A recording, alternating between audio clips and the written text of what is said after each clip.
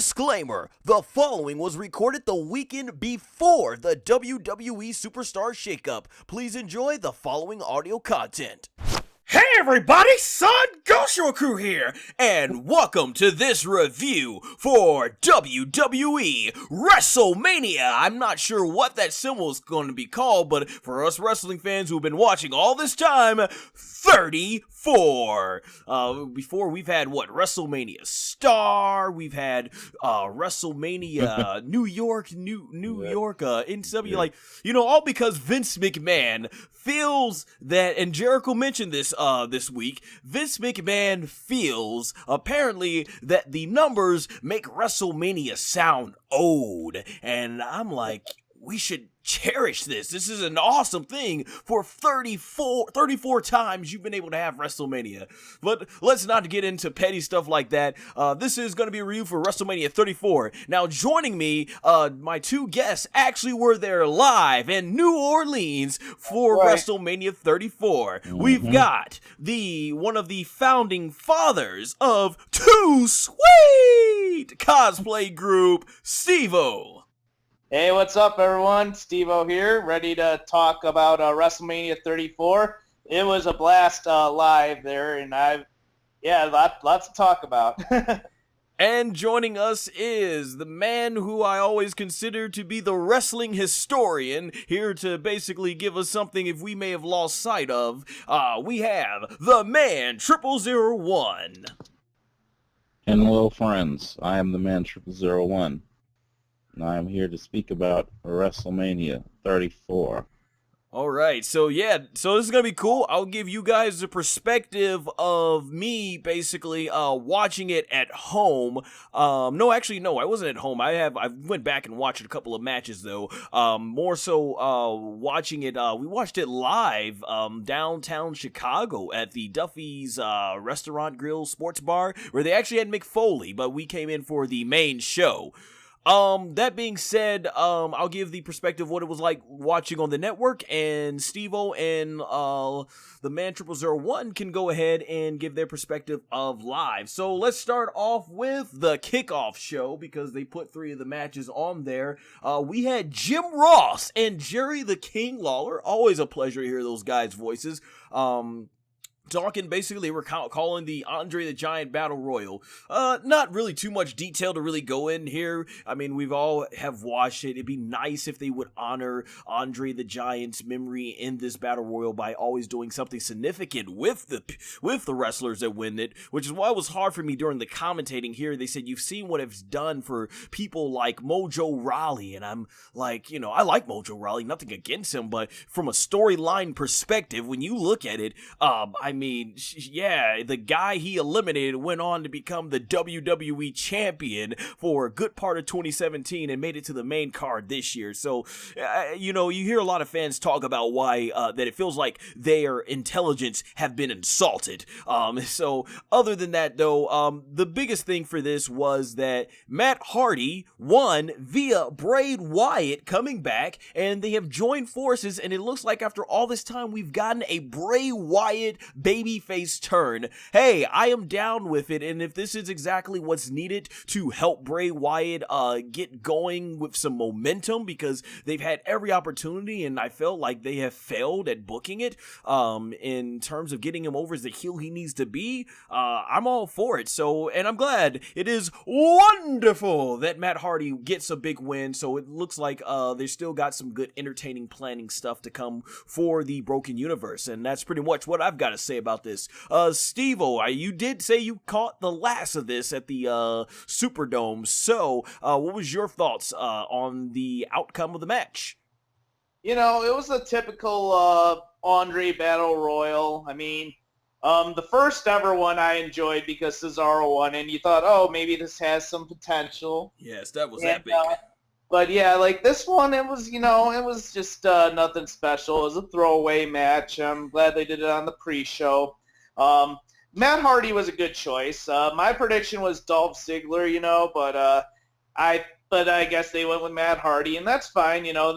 He's kind of like the workhorse veteran guy to help get other stars over, and the Woken gimmick is really hot. So I think that's great that he and Bray Wyatt are teaming up now and become they might be either forming a tag team or something's going on. But I thought he was a good choice. You know, I'm not expecting him to be a world or universal champion, but I think if he and Bray Wyatt stay together, they could be a pretty popular tag team for a while, and maybe the group will grow. Maybe the Sanity will join up with them or something. That's really all I have to say. It was a decent bout, nothing too special. Fair point. And before we move on, man, 0001, did you actually get to see the whole battle royal? I don't know though if it, like me and Steve will both. Yeah, I got to see the whole battle royal. Much. But yeah, go ahead. What was your thoughts on it and the ending? Okay, yeah, the end of the battle royal. I mean, it's kind of predictable. People expected Bray Wyatt to be involved with Matt Hardy storyline wise, so it was just like just a matter of time of not if but when Bray Wyatt was going to come out, what he was going to do, and what was his role going to be in there. And surprisingly, he just joined forces with Matt Hardy, and hopefully this is the thing that helps him get a refreshing restart on his character, on the Bray Wyatt character, and hopefully this gives us a healthy return on the Bray Wyatt character. I mean, yes, he already has been WWE champion, but at the same time, he still needs to be booked strong. He still needs to be booked well, and I think that this right here gives us an opportunity to see that happening. I totally agree. Let's hope good things await, because yeah, as we all can tell, the Bray Wyatt character has definitely been in need. Next, we move on. They had as the second show, the second match on the kickoff show, you had the finals of the WWE Cruiserweight Championship Tournament, which featured Cedric Alexander versus Mustafa Ali. A lot of people were saying this. I know there was a lot of people who were watching it. Then they say, and I haven't actually been keeping up with 205 Live, but they said since Triple H have gotten full control over it, it's been a much better show. And, a lot of fans felt that, hey, give these guys the opportunity to perform on the main stage, but they did not. They weren't on the main card. They were put here on the Cruiserweight. But fair praise to these guys. Even though they weren't on the main card, I felt like they still went out there and performed their butts off. They were excited. This was WrestleMania, and it was really cool seeing the Mortal Kombat inspired entrance from Mustafa Ali. There's a lot of great high-flying action in this. That 054 is an incredible move, and these guys are just going all out. I felt they did a really good job, and once again, praise to them being the professionals. They want to be on the main show, but I think if anything, the Usos give them hope. You keep performing your butt off, you will make it to the main card. So overall, we get Cedric Alexander with the win. I thought it was a pretty good, decent match. And hopefully this company or Triple H is able to make 205 mean a lot more to this company after I feel the damage that's been done on the main roster. But yeah, my hat goes off to these guys, and I did enjoy it. I thought it was a fun match. What about you, Stvo? Well, I thought it was a very good match. I liked Mustafa's gear on the way to the ring. He looked pretty awesome. That's a nice little change up for his character. But yeah, they did a good job having the match they could. They didn't let the pre-show get themselves down too much, so they gave it their best. I mean, it was the best match on the card, but I definitely was enjoying it. I'm glad Cedric Alexander got his time to shine as Cruiserweight champion. I'm glad that he did win it, and he's finally going to get a chance to prove himself. What it means for 205 Live in the future, I guess we'll have to wait and find out, but it was a good match, though. For sure. And what about you, man, 0001? Finally, Cedric Alexander gets this moment. This is something I've been waiting for Cedric Alexander to get ever since 205 Live started, and I think this right here is just a long time coming. And with him getting this moment right here, it was just too bad it didn't make the main card, because this right here truly would have been a WrestleMania moment that would have made a lot of people, take notice to the 205-pound division in WWE. Much respect to both guys, Mustafa Ali and Cedric Alexander. So, For sure. Hey, isn't it Mustafa Ali from our neck of the woods here in Chicago? Yeah, he's from Chicago. Yeah, man, that's pretty cool. Nice representing Chi-Town. But yeah, man, I can't agree more. It was really cool seeing Cedric Alexander definitely get his moment. And then we go to the main event of the pre-show. We've got the women's battle royal. This name had such controversy, and I just thought it was hilarious that that out of anything you could have chosen, it would have been nice if they did something like the sensational invitational, and like represent sensational Sherry or China or one of the other great women's wrestlers, but they just call it the women's battle royal. So we got a lot of cool NXT talent in this ring, and they pretty much put all the women on there, except for Alicia Fox, who had an incident with Ronda Rousey's husband Travis Brown. I don't know if that's the full rumor, if that's just speculation, if it was because she's injured, or if it was because of her basically starting up trouble with him. She was omitted from this match, so that really sucks, as she didn't get to be in the Rumble. Now she wasn't in this. But with that being said, the match was what it was. But the big keynotes here is the story was Bayley and Sasha, and pretty much after everything was done, there was a part where Naomi got thrown out through the ropes, but she didn't end up being in the rest of the match. We got this cool moment where it came down to Sasha and Bayley, and they were gonna hug it out, but Bayley turned the corner and basically threw Sasha over the rope, and you guys were there live. Sounded like the crowd popped heavy forward, and then Naomi gets into the ring and eliminates Bayley, and Naomi is the winner of the first ever women's WrestleMania Battle Royal. Now, I know this match didn't mean a lot, but I have been a big fan of Naomi ever since I first saw her on the original NXT that used to come on Sci-Fi. So, like I said, I know they probably, given the Andre the Giant Battle Royal, this win probably won't mean much in terms of the storyline, but I'm glad they gave Naomi this moment. Like I said, I'm a huge fan of Naomi, so I was ecstatic. I knew that Bayley and Sasha weren't going to win the match, but I knew it was going to be somebody out of left field. So I'm very pleasantly surprised as a Naomi fan to see that they gave her this moment twice in a row, two big moments at WrestleMania. So I am very pleased. At least as a Naomi fan, I am pleased. With that being said, Stvo, what did you think about the first ever women's battle royal at WrestleMania? It was a decent bout. There's not too much to be expected, but I enjoyed it for what it was.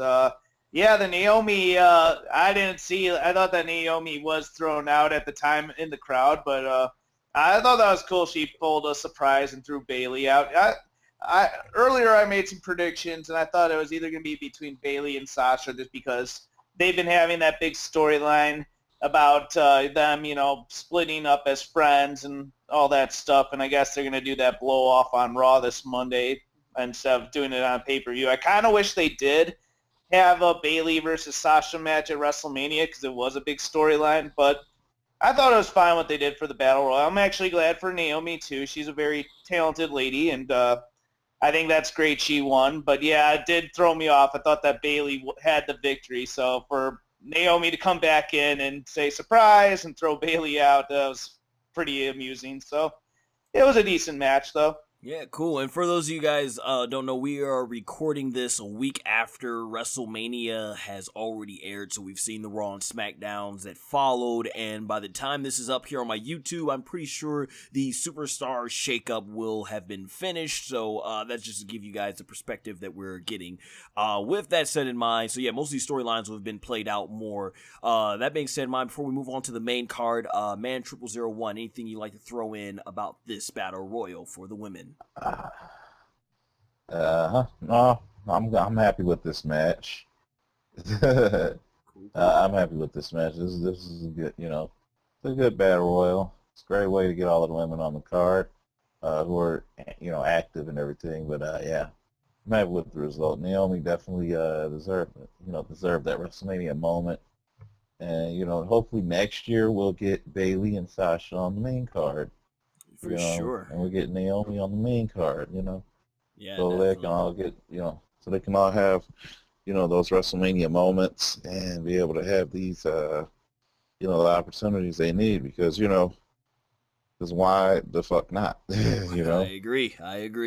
And before we move on to the main card here, yeah, it was really cool. Me and the man 0001 last year got to be there for Naomi's special moment of winning the women's title in her hometown. And this year, man 0001, you got to see that great moment. So yeah, man, it's really cool to see that Naomi is still getting some love from the company in WWE. So with that said in mind, we move on to the main roster, the main card, and they started off with the triple threat match for the Intercontinental Championship. So some notable things here about the entrances. Man, I forgot. What was Seth Rollins' outfit inspired by? I totally forgot. I'll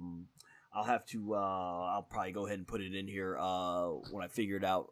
But it was pretty cool. It sounded like, and you guys were there in the crowd, the Burn It Down, did he get a huge pop for that? Oh yeah, he got a huge pop, and you can actually feel the flames coming at you. Oh yeah, wow, yeah, you can actually feel the butane. I imagine, yeah, it was massive heat. That was pretty cool, and massive heat, no pun intended. And we got the Miz, and he came out, and some people were saying it looked like it was inspired from some of the gear that's worn in New Japan. So that was pretty cool. And we've got Balor, and I know because I was on Facebook when I saw you post this. I heard the connection wasn't too good in there, so I know you guys weren't posting all throughout the night. But I saw, and me and you, Stvo, I know we're on the same page with this one. We were shocked that there was no Demon Finn Balor entrance on the biggest stage of them all. Wow. Yeah, I don't know what's up with that. I mean, I think the Balor Club for everyone is a nice message. I do like that. I think that's cool they're doing that. But, I mean, I do miss the Demon character a lot. I think the last time they did that was his match against AJ Styles, to my memory. Yep, in October at No Mercy. Yeah, and I agree too. I do like the message in it.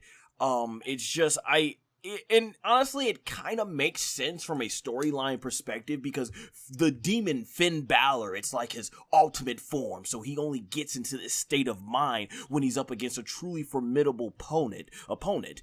And the thing about it is, this match it's not for the world title. It's it's not for the world title, but it is the biggest stage, so it's like is Seth Rollins and The Miz, and you could kind of say, hey, that elevates the Intercontinental title if Finn Balor does take it that serious. So it's like, man, and the thing too is the Finn Balor, WrestleMania is all about extravagant entrances, as we will talk about more coming out. So later on as we move on this review. So Finn Balor as the Demon would have been awesome. So I don't know what they're doing. They missed a great time and everything, but I hope you guys had fun putting your arms in the air with the lights and stuff.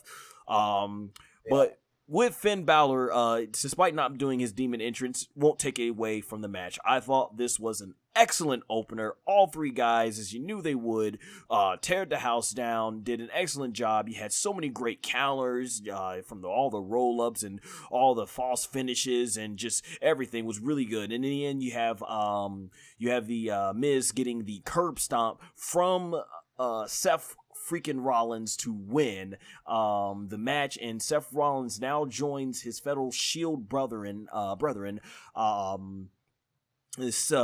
Dean and Roman as Grand Slam champions. So that's pretty cool. And Seth Rollins gets another big WrestleMania moment, racking up on fantastic WrestleMania moments. So I enjoyed it. I thought it was a great way to kick off the show. I'll let you go from here, the man 0001, because as you being a big Seth Rollins fan, I know this had to make you amazingly proud. So go ahead. Yes. Woo! So glad this happened. I'm so glad this happened. This moment couldn't have come in a better time. I mean, Seth Rollins has been floundering around between the Universal Championship picture and trying to get the world title back, from the draft, from all this other stuff. It's fun. It's like now they found direction for this character. They finally found direction as a face for this character. You know what I'm saying? So it's just like he's finally got some direction. He's finally got some guidance, and hopefully they take this character in the storyline and they take everything into a direction that leads toward the Universal or WWE Championship. Yeah, because that's where Seth Rollins belongs. I mean, belongs to the WWE Championship picture, and he belongs up there. And now him as a face becoming champion would definitely make will definitely make things make for entertaining television. But well, what a wonderful win for Seth Rollins. I definitely think that he should have won the Intercontinental and U.S. Championships before becoming world champion. But I mean, such is life. Back at WrestleMania 31, that was just happened.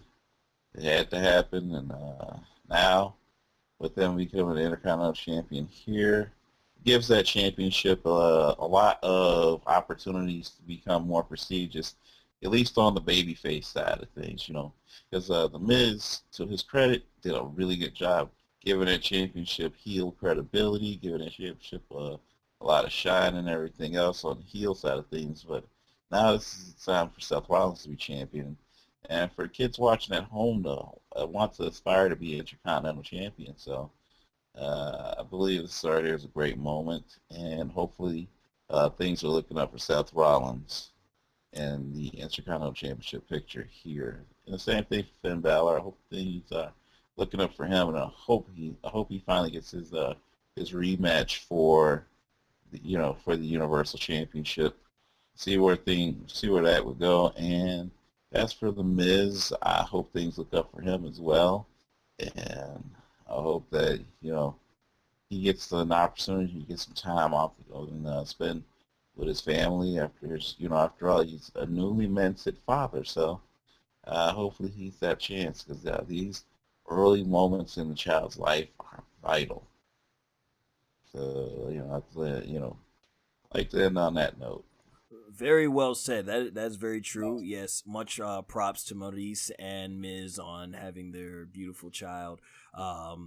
And on top of that as well, I do agree. I think I've mentioned before in some of these reviews, I wish they would go and build the wrestlers up with the tag titles and the mid-card titles before getting that big world title. I think Dean was the only one to kind of get that type of push in the Shield and everything.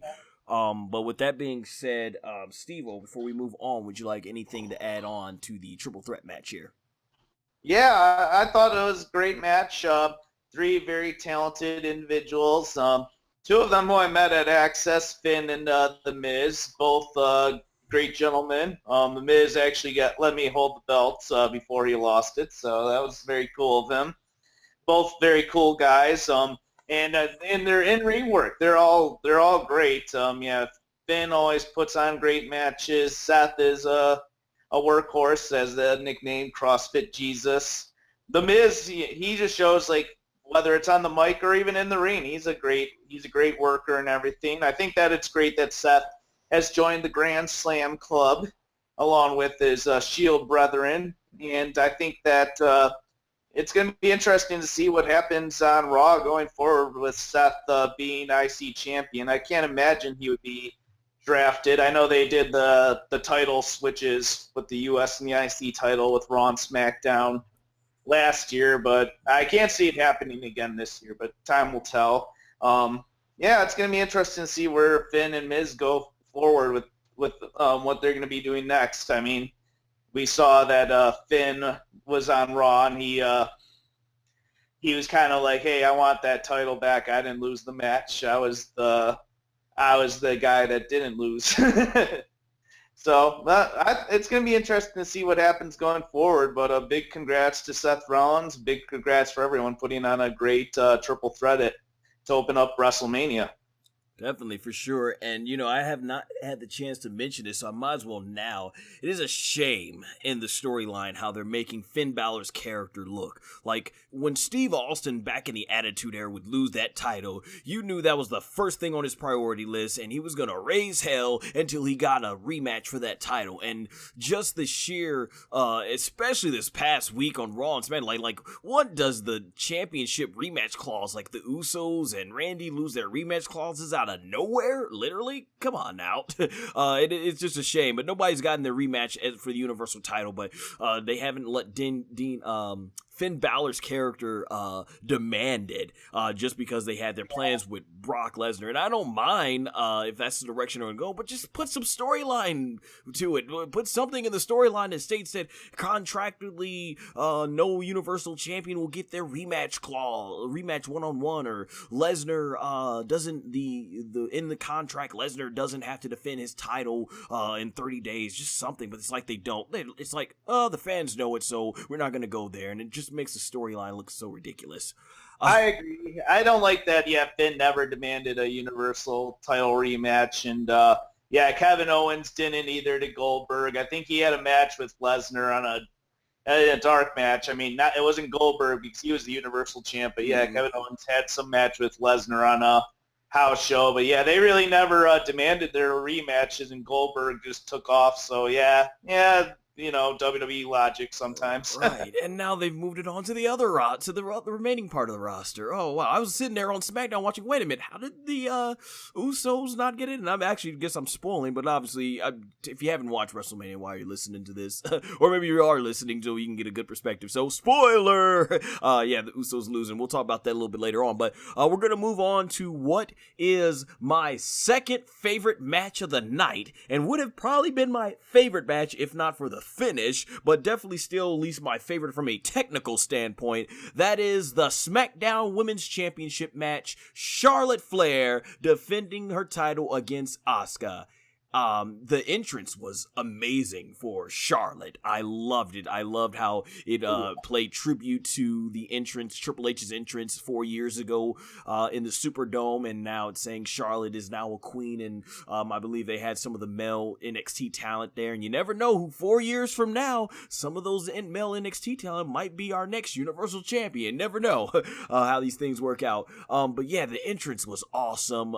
They had these 3D mask graphics for Asuka's entrance, so it was really cool. There was a big fight feel to this match. It was one of the matches I was looking forward to the most, and these women, they teared the house down. Tremendous. I mean, there was so many cool spots, like Charlotte doing the moonsault and Asuka basically countering it into a submission, and I think it then went into reversed into a Boston Crab from there. I mean, they had so many cool spots with the suplex off the top of the apron. I had a ton of near falls. I like the Spanish fly that Charlotte did to Asuka off the top rope. Just these women were really demonstrating their amazing athleticism, their amazing timing. Asuka coming in with a lot of brutal offense, just good stuff. I was even, as I'm watching this, I'm thinking like this very well might be the greatest women's match in WrestleMania history, because I'm trying to think, I'm like, we've had some good women's matches in WrestleMania, but I'm like, this one, like, man, I think this one tops it. And I was a big fan of that triple threat match at WrestleMania 32, but I think this one topped it. Like, I can't say enough good things about this match. And then the finish. So Charlotte gets Asuka into the figure 8. And I'm sitting there like, all right, she's not going to tap out right now. And I'm thinking there's a possibility Charlotte might win, but I'm like, it's going to be something really dramatic. And I'm like, she's not going to tap out. And like, about 5 seconds into the figure 8, out of nowhere, Asuka taps. And I literally had a dramatic reaction. I got out of my chair and walked to the TV screen with my mouth drop. I'm like, what? They actually ended Asuka's streak? Very much reminiscent of how my reaction was 4 years ago. The Undertaker, when his streak was broken, I walked up to the TV and I was like, what? They actually ended the Undertaker streak? Like, if you guys watch or fans of anime, you know when they get those big eyes and they're like, ah, yeah, I was like that. I mean, man, I did not expect this. And the more and more I've had time to let it sink in, I'm not a fan of this finish. Not only was it climactic. Like, how many times have we seen Ember Moon in especially in NXT, the recent one, New Orleans, where she's in a submission for like 5 minutes until she passes out or she taps out like after 5 minutes. Like, if someone's gonna end with a streak, you think they would tap out like that. But man, it's like this just abruptly happened. And I just felt like they threw away one more year's worth of build-up. And I talked a little bit about this with the man0001 privately, and I felt like, and he mentioned to me that overall they've thrown away 3 to 4 years of build-up. I felt you could have had Asuka win, continue her undefeated streak, have her go to SmackDown and beat everybody there, and there was talk about having Ronda go ahead and beat everybody on Monday Night Raw, so you build up to where these two dominant women have defeated everybody there is on the main roster, and now they're going to face each other at WrestleMania, streak versus streak, something of those lines I thought would have been excellent, but you can't do that now, and it's like, where does Asuka go from here? I'm not going to say Asuka's dead in the water, but it's going to depend on how she's booked. And they didn't even put her on Raw this week, so we don't know. It kind of tells me, I feel like they just did this for the sake of shocking everybody and threw away the potential next year's worth of storylines they could have done with this. And it's just, for me, if they continue to book Asuka strong, and it's fine, but the last thing I want to see is Asuka go on to become some plain Jill who's just another woman on the roster. So it's really going to be how they book her moving forward. It's clear that they're wanting to position Charlotte as the top female in this company, and apparently the build is I'm hearing the rumors are to build up to Charlotte and Ronda for next year's WrestleMania, which definitely would make cool, especially if they're going to do it as the main event. But I just feel very much like Goldberg's streak. It shouldn't have ended where it did, and I think the same thing can be said right here for Asuka's streak. I just wish when it comes to these things, it should have been treated as if it was sacred, and they were going to do something special with it, and like, this is something that outdid Goldberg's streak, and it's gone just like that, and I just felt Charlotte didn't need it. Charlotte's an incredible performer, but I felt she's already been established enough, and she's been beaten by so many of the women that Asuka's already defeated, so yeah, I wasn't a fan of the ending, but it won't take away from the match for me, as I did enjoy it. I had off to these women. I thought it was an incredible match. Just wish the finish was better. That's everything I've got to say about it. I'll start with you next, Stvo. What was your thoughts on the match and Charlotte being the one to end Asuka's streak? Well, first off, I actually will disagree with a good portion of what you said. No disrespect or anything. It's all good. Yeah, but first, yeah, I did think it was the match of the night. I'm just going to say it right here. I thought it was probably the best match. And, I do agree, however, that I'm trying to think of all the WrestleMania matches of the past. The closest one I could think of at this moment being as good as this one is maybe Trish Stratus and Mickie James. Mm-hmm. They had a great Mania match, but, I don't know. This is like the best women's WrestleMania match in some time. I did like the triple threat between Lynch and Charlotte and Sasha, but this one, I don't know. I think this one topped it. And I know it does suck to see Asuka's streak come to an end, but I think that it had to at some point.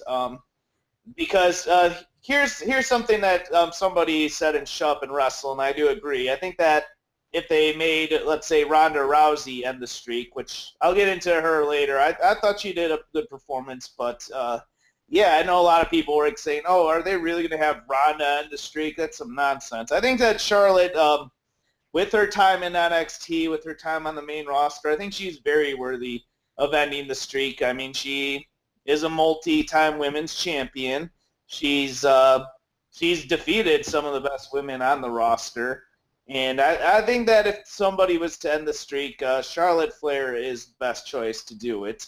But yeah, they put on a great back and forth match. There were quite a few good WrestleMania 34 matches, but I think this one was my personal favorite for the night. So I am okay with Asuka's streak coming to an end. Some of the aftermath on Raw and SmackDown, yeah, like that is weird that Asuka wasn't on Raw, but I mean, there's always the superstar shakeup. I think that'll better define which direction she's going to go. If she's going to go for the Raw Women's Championship, maybe, or maybe she'll say, "Hey, I still want that SmackDown Women's Championship. I'm going to be on SmackDown now." We'll find out, I guess, tomorrow and Tuesday which direction it'll go. I don't think that Asuka will be going down the roster. I don't think we'll see her on main event or any nothing shows. She's definitely still a top woman. Yeah, she did lose her streak, but I think that things will be okay in the long run. We just got to allow it to play out. What do you think, the man 0001?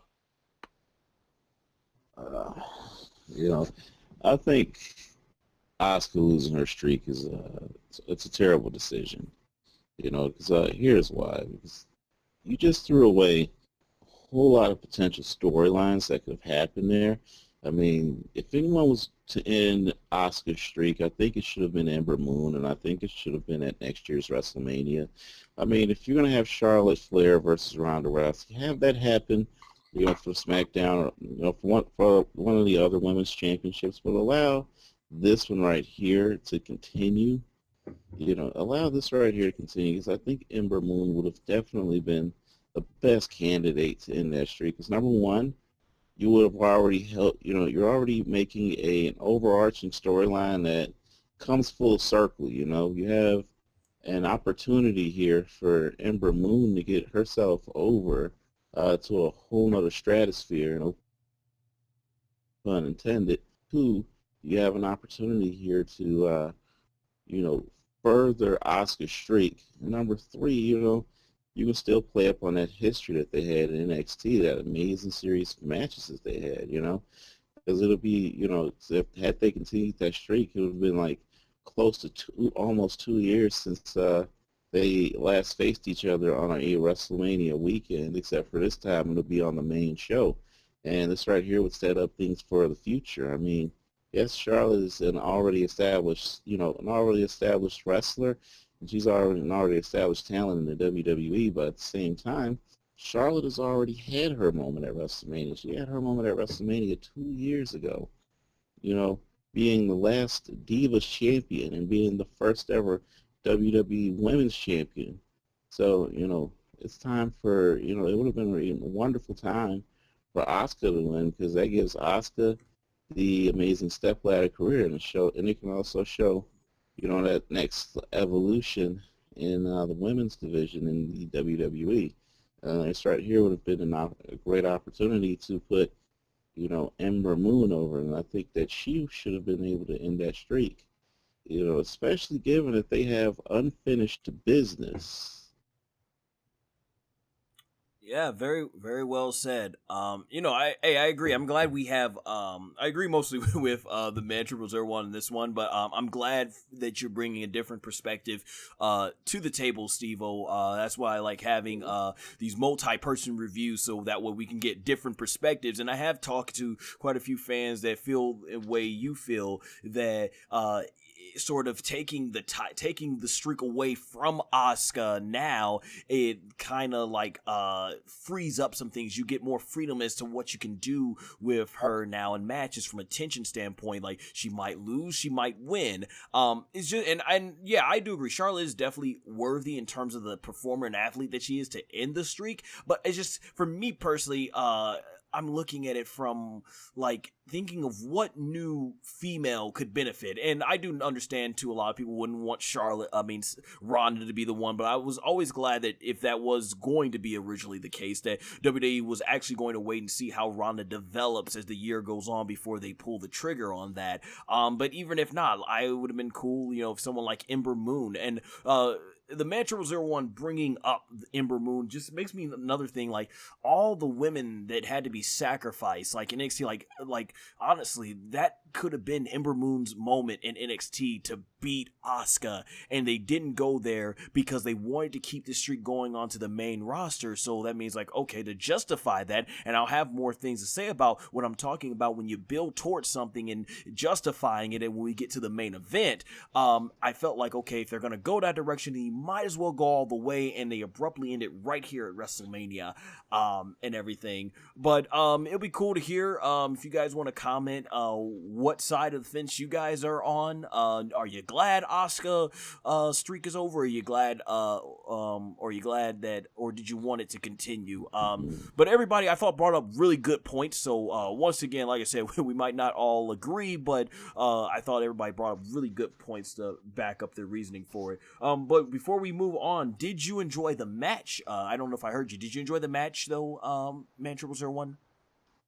I definitely enjoyed the match. It's just like everything was going well so far, but then it's just like as soon as the action picked up, it's like it lifted off like an airplane, but it took a nosedive toward the end. And that ending was abrupt and finished. Oh yeah. Yeah, it was just like it was just like when it was just like you watch a space. It's like you watch a spaceship, lift off. It goes up, and all of a sudden it explodes. I got you. Before we move on to, I don't know if I got your, did you think the ending was too abrupt? I know you're glad that Charlotte won, Stvo, but did you think the ending was too abrupt? Would you love the match to go a little bit longer, or were you fine with the way the ending went down in terms of its execution? That was fine with the ending. Okay. And I did predict that Asuka was going to retain. Me and Raquel did some predictions on that, and she picked Charlotte. She successfully picked Charlotte. Cool. But I was thinking that Asuka was going to retain just because I figure, okay, WWE is big on these streaks and everything. They had the New Day beat the Demolitions, long-running tag team reign. Some people are demanding that The Miz beats the Honky Tonk Man's Intercontinental title reign, the longevity of it. But I thought that the match ended just fine. I mean, I was surprised that it ended. I was like, oh my God, Asuka tapped. But I had no objection to how it ended. I didn't think it was that abrupt or anything. And now New Orleans is famous for streaks ending. We have the Undertaker streak coming to an end. Asuka's undefeated streak has come to an end. I guess we'll see in however many years it takes for them to return to New Orleans. Maybe somebody else's streak will come to an end there too. Yeah, they can definitely make a storyline out of it. But yeah, I know we spent quite a bit of time on that Asuka and Charlotte match, so obviously we could see one way or another the ending had a great effect, and it's going to be interesting to see where they go, because not that I would have been a fan of them doing this, but having Carmella be the one to cash in and Asuka's streak ends that way, wouldn't have been a fan, but it would have gotten massive heat. Instead, she got a massive pop, because I know you guys were there at SmackDown. She ended via the debut of Peyton Royce and Billie Kay. Charlotte has lost the championship, and Carmella is now our new SmackDown Women's Champion. So they instead went that direction, and like I said, we have to see where they go with Asuka, no heel turn. So there we go. Let's move on now to the Fatal 4-Way match for the United States Championship. Randy Orton defending the title against the glorious Bobby Roode, Jinder Mahal, and representing Rusev Day. Rusev himself, which I know you guys were in there. He had sounded like he got a massive pop. So fans were heard. I actually heard from a lot of people who were in New Orleans that not just at WrestleMania, but all over the weekend, people were chanting Rusev Day no matter where you walk. Is that true? Mm-hmm. Absolutely the truth. Yes. Rusev Day. Yes, you could not escape the Rusev Day chants. Even at my hotel, after some people came in, pissed drunk, I could still hear them down the hall. Rusev Day, Rusev Day, Rusev Day. Like, before even going into Access, we went to 2 sessions, and we heard Rusev Day chants right before we walked into Access. We did a live video doing our thoughts on the fatal four-way, so I mentioned Rusev, and then some random people walking by started chanting Rusev Day. So he was on fire even before WrestleMania started. Before the pre-show, people got Rusev Day chants started. This man is over. I think that WWE's got to do something with him. I absolutely 100% agreed. It's a dang shame. But yeah, that is cool, man. Rusev, I've been a fan of Rusev since he first came in WWE and in NXT and stuff. And this man has really found a way, no matter what WWE gives him, he's found a way to get it over. So much props to him. So this match, honestly, I didn't think there was really much to the match. And of course, you would have Rusev pinned in the match.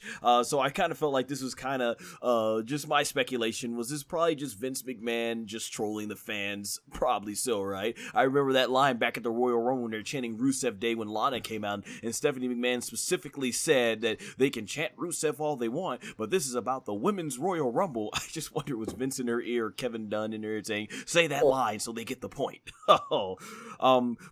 This result, actually, me and the Manchester 01 were talking, Steve-O, this result actually concerns you. So the thing about this result is what I've come to understand here is that you, the last two shows that you have gone to, the modern day Maharaja has walked away as champion. Because I just feel like, is it like WWE saying you went to Backlash in Chicago and Jinder walked away with the WWE Championship? And you're probably thinking, okay, you had to deal with that for a whole year. Next wrestling event you go to, you won't have to deal with him winning another title or retaining a title. So you go all the way down to New Orleans, ready for WrestleMania.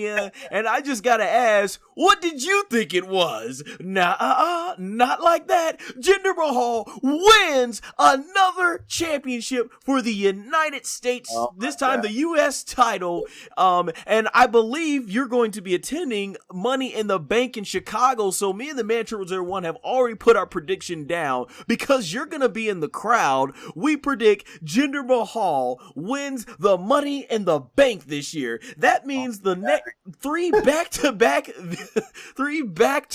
events that Jinder Mahal, that you've gone to, Jinder Mahal always wins.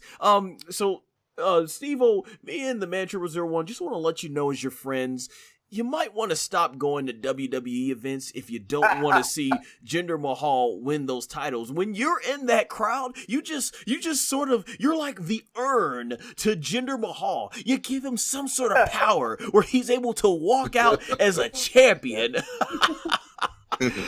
Oh my gosh, we just had to joke with you, Steve-O, because we know how much you couldn't stand Jinder Mahal's title reign, which is why I like to start off with you. What is your thoughts? Jinder Mahal walking away with another championship. That's his good luck. That's Jinder Mahal's good luck charm. Yes, you are. You're his good luck charm. When Steve-O's in the stadium, Jinder Mahal's walking away with something to win. That's every time he has a championship match. Let's see. He says yes. Is that Steve-O fan in the audience? I'm going to win. I'm going to win tonight for sure. It's 100% fact. You give the Maharaja, modern day Maharaja, his powers to win. Oh boy. Yep, man. You make it impossible to hinder the gender. Yes, you do. You may try, but just by being in the audience, you give him the power of positivity to walk away with the title. All right, let's keep it going here. Steve-O, what was your thoughts on this match? And I definitely want to hear your thoughts on Jinder walking away with the U.S. title. I just laughed my butt off when I saw it. I'm like, of course Jinder would win. They would go with the one guy the fans wouldn't want to win. Alright, so yeah, it's no secret I'm not a big Jinder Mahal fan. Of all the 20-something years of watching wrestling, I would dare say he is the worst world champion ever. Ouch! Yeah, I'll go that far. The closest one I could come Where's Ron Simmons when we need him? Damn!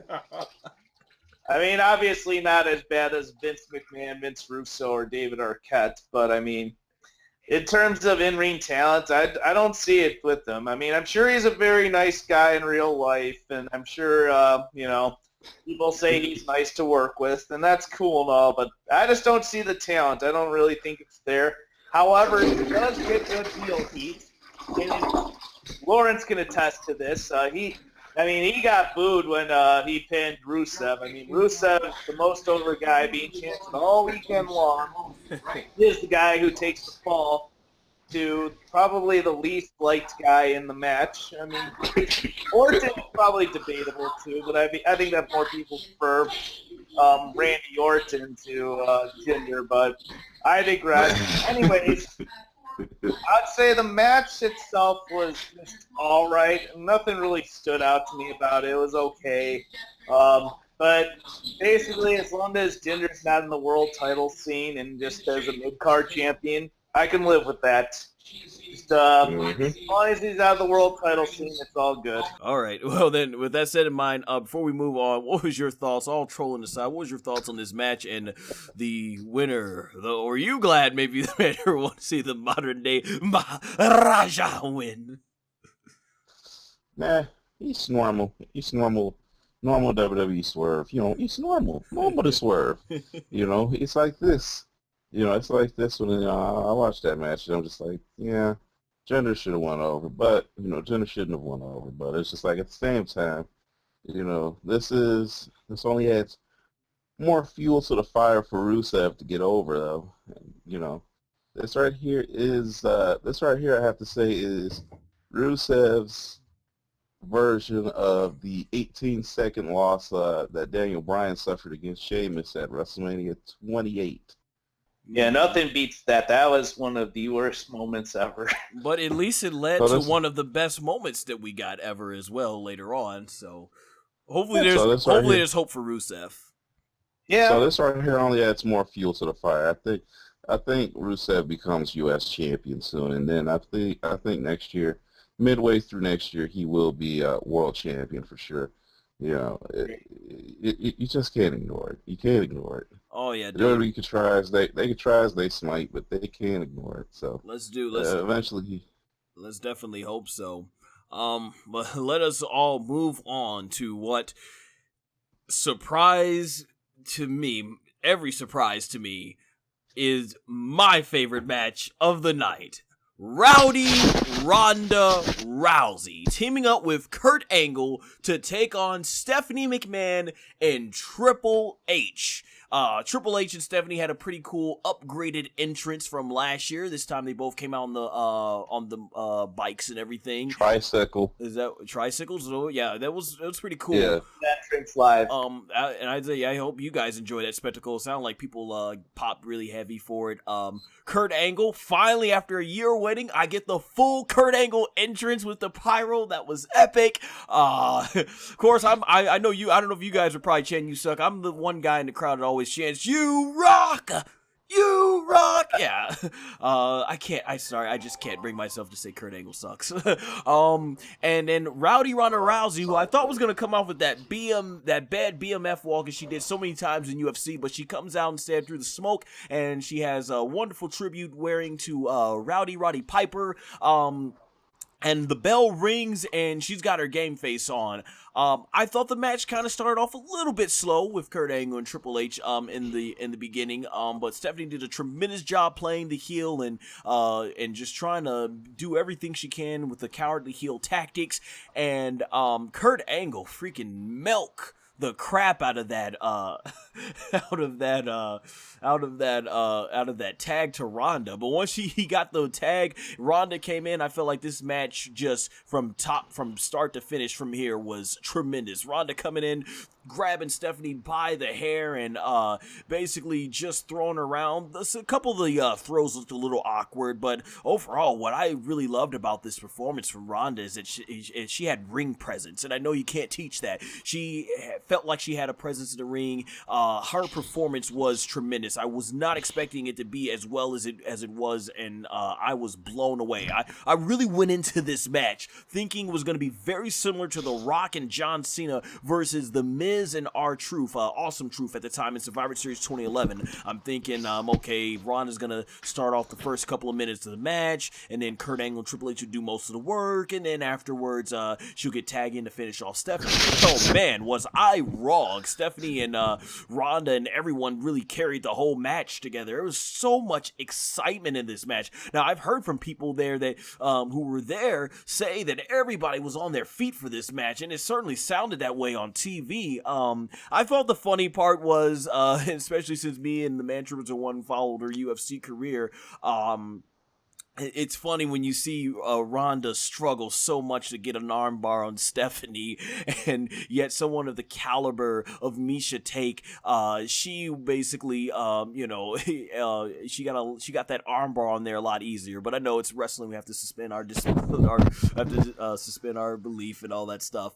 But that being said, though, I did like the psychology of Stephanie raking at Ronda's eyes and Ronda selling the eyes, so therefore Stephanie's basically getting in a lot of good cheap shots and doing some pretty good wrestling stuff. Man, shout out to Stephanie McMahon. I know a lot of people don't like Stephanie getting a lot of praise, but I'm going to give her praise for her performance in this match. I think this and the last match, the last two matches she's had in the past 4 years, have been leaps and bounds better than her any match she had back in the Attitude Era, Ruthless Aggression era. So I actually don't mind seeing Stephanie wrestle again. I think she's come much better as an in-ring performer than she was. Not saying she's Charlotte or anything, but her matches are so much better to watch than they were back then. Man, just so many good stuff. You had the old Kurt Angle getting his, with the straps down, doing all the belly-to-belly and the hang-on German suplexes. So many false finishes in this match. I'm like, wow. I'm like, okay, are they going to end it? Because, to be honest, after Charlotte's streak ended and Jinder Mahal was, had won the title, I was convinced. I'm like, you know what? I'm not even going to be surprised. They might go there. They might go with Ronda losing her first match. I'm like, I shouldn't be surprised by anything. Basically, they had me when they did the pedigree. There was just so much good stuff. Ronda, I thought her selling was good when Triple H pulled her out and she just landed, splat down right onto the canvas. The Ronda Triple H bit was hilarious with Ronda. I thought Ronda actually, her worked punches looked better than Shane McMahon, and Triple H basically selling for her in the corner, I thought was hilarious. Like, that's right on par with the hilarious face he made when Braun Strowman grabbed him by the throat at Survivor Series. The armbar, the Hurricane Ronda did to Triple H. Man, like, let that sink in. She's a rookie in terms of professional wrestling, and that Hurricane Rana was clean. Compare that to a veteran like John Cena. I just can't say enough good stuff. I love the part when Stephanie finally got comeuppance, because when she tried to assault Kurt Angle and Kurt Angle grabbed her and put her in the ankle lock, I was chanting just like everybody, yes, yes, yes, finally. I missed the days of Stephanie getting her comeuppance from the guys back in the Attitude Era, like when The Rock and Stone Cold did for the Stunner and the Rock Bottom. Man, I'm not going, and it's only fair because Triple H assaulted Ronda in the match. So just everything into the finish where Ronda at the end is slowly putting that armbar, and as Ronda, once again, great selling by Stephanie when she's just yelling, no, please no, and she's saying right before Ronda puts it in, I'm sorry, and it felt like some dramatic anime, and like I was watching some dramatic anime where the hero's about to beat the villain, and the villain's like, no, I'm sorry, and he dies. He's like, gets blown away in some blinding flash of light. I loved it, and she locks on the armbar, and Stephanie taps, and man, as you guys could tell, there's so much. I went back and watched this match too on the network because it was so good. I had such a fun time watching this match. I thought Ronda did a tremendous job. My hat goes off to all four in this match. It was man, I enjoyed it. It was my favorite match of the night. And if this is what if this is Ronda's performance in her first debut match, I think the future looks bright. She still has a ways to go, obviously, on the mic and with certain execution of moves, but I think it's a really good starting point. It's clear that they had practiced this like crazy and it came off really well. So yeah, I'm looking forward, man. And as a Ronda Rousey fan, I am so glad to see it. I think this shows to people that Ronda Rousey, if people weren't aware, this shows that Ronda Rousey is just not here for a paycheck. She takes it serious, and I think good things await for her. So that's everything I've got to say on this match. I'll let you go next, man, Triple One, because I know you've been a follower in MMA all this time. What was your thoughts on this match live?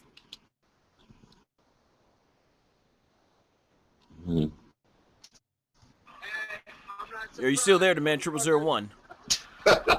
Yeah, I'm here. Oh yeah, go ahead. Give us your thoughts on the Rousey and Angle match versus Triple H and Stephanie match.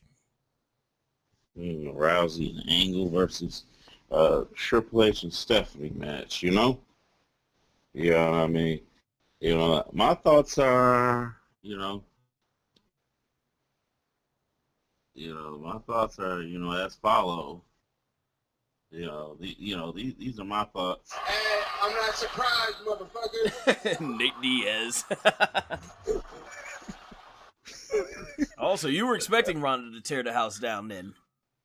Yeah, I mean, I said up there, I mean, you gotta understand, I was expecting her to do really, really well in this match. That's what I was expecting.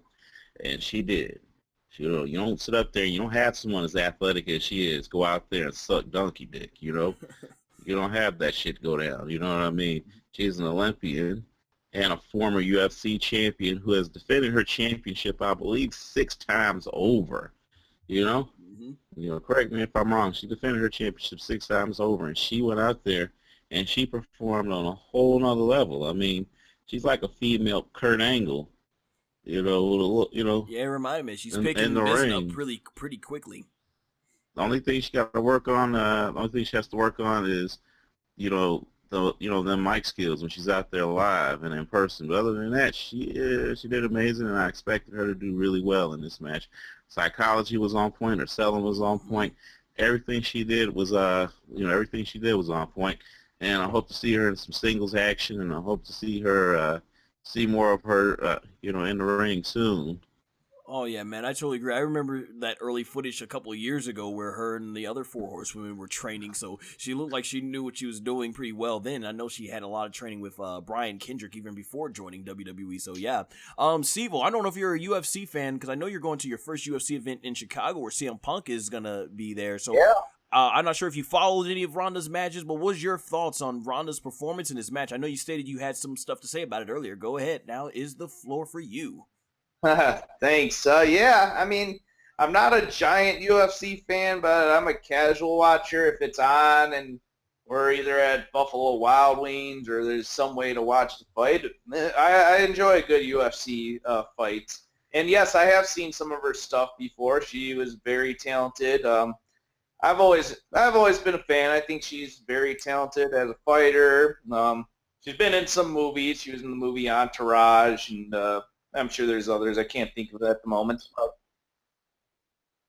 Oh, yes, that's right. And, yeah, I mean, she had a lot riding on her. I know people are complaining, saying she should go to NXT first. I'm like, say they get somebody from another promotion, they put them in NXT. She's an MMA fighter, and she's shot up to the main roster. I mean, obviously she goes to the Performance Center, but, yeah, she had a lot riding on her. They're like, but I think she delivered. She definitely was successfully transitioned as an MMA fighter into the WWE's Squared Circle. I think she did a great job. Kurt Angle did a good job too in the match, and I thought that he definitely isn't the Kurt Angle of 10 years ago or even 15 years ago, but he did a solid job. Triple H and him did a good job fighting. I thought it was cool they actually had Hunter and Ronda actually go at it a bit too.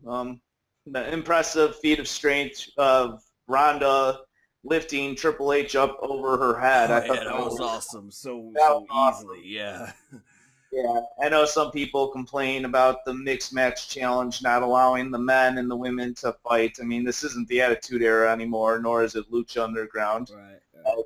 Joey Ryan gave up praise to that moment happening in the match of Ronda and Triple H going at it for a little bit. But I thought it was great, and a lot of people are comparing Ronda and Stephanie to basically being a female Austin versus Vince McMahon angle, and I could see it a little bit, definitely with the build up to the match and even the fallout from WrestleMania on Raw with Stephanie trying to make peace and all. But yeah, the match itself was great. I think it did what it needed to do in getting Ronda over. I'm sure that some people were worried that she might have been booed at WrestleMania, but the crowd was 100% behind her on both WrestleMania and Raw, and she definitely delivered. I think she could be that big mainstream women's star the WWE needs in order to appeal to a wider range of audiences. She could be that Stone Cold. She could be The Rock.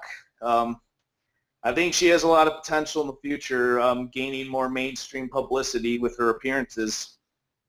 For sure, man. Well said. Yeah, me and the Man Troopers were talking. It was pretty much a carbon copy of actually what I just told you before we started recording here. That the spot where I became really hooked on wrestling, where Steve Austin and Vince had the easy way or hard way type of segment. I think after WrestleMania.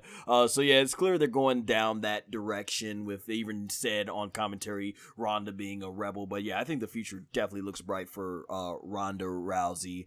And yeah, man, it sounds like everybody enjoyed this match, and yeah, I think it's pretty much everything we need to say about that one. And it's pretty cool that the fans have taken to her so well, especially to get over with the most hardcore wrestling fans around the world there at WrestleMania. That definitely speaks statements. Even Ronda said she had to apologize because she already expected that she was going to get booed because she was an outsider and knew she had to prove herself, which is more testament to Ronda. Like, she gets it as a wrestling fan. She understands that, okay, yeah, they're not going to like me because I'm from the outside and everything. I'm gonna have to prove myself and earn my way here, and so that's really, really cool. But of course it didn't go down like that.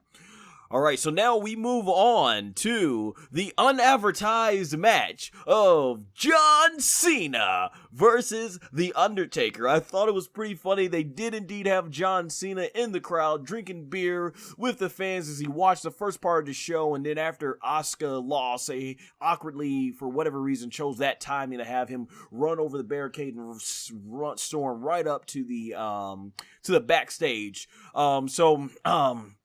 While I'm still hoping one day we'll get that Elias and Rock concert segment, I thought what they did here was really awesome because it seems like WWE doesn't like to take advantage of these moments when they have it staring them right in the face. The lights go out and Elias comes out and he says, "Were you expecting someone else?" And I heard the crowd, massive heat, the crowd boo them.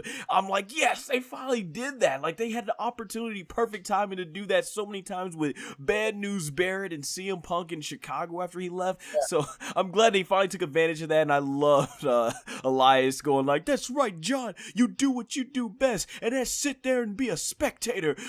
And then he continued to rag on Cena, and Cena comes in and makes short work of him and everything, and then the lights go out. And I really want to ask you guys, is this just effects they put on TV, or is that actual legit lightning effects they shoot down from the ceiling? Like, when they did they actually have the lightning effects hit the ring?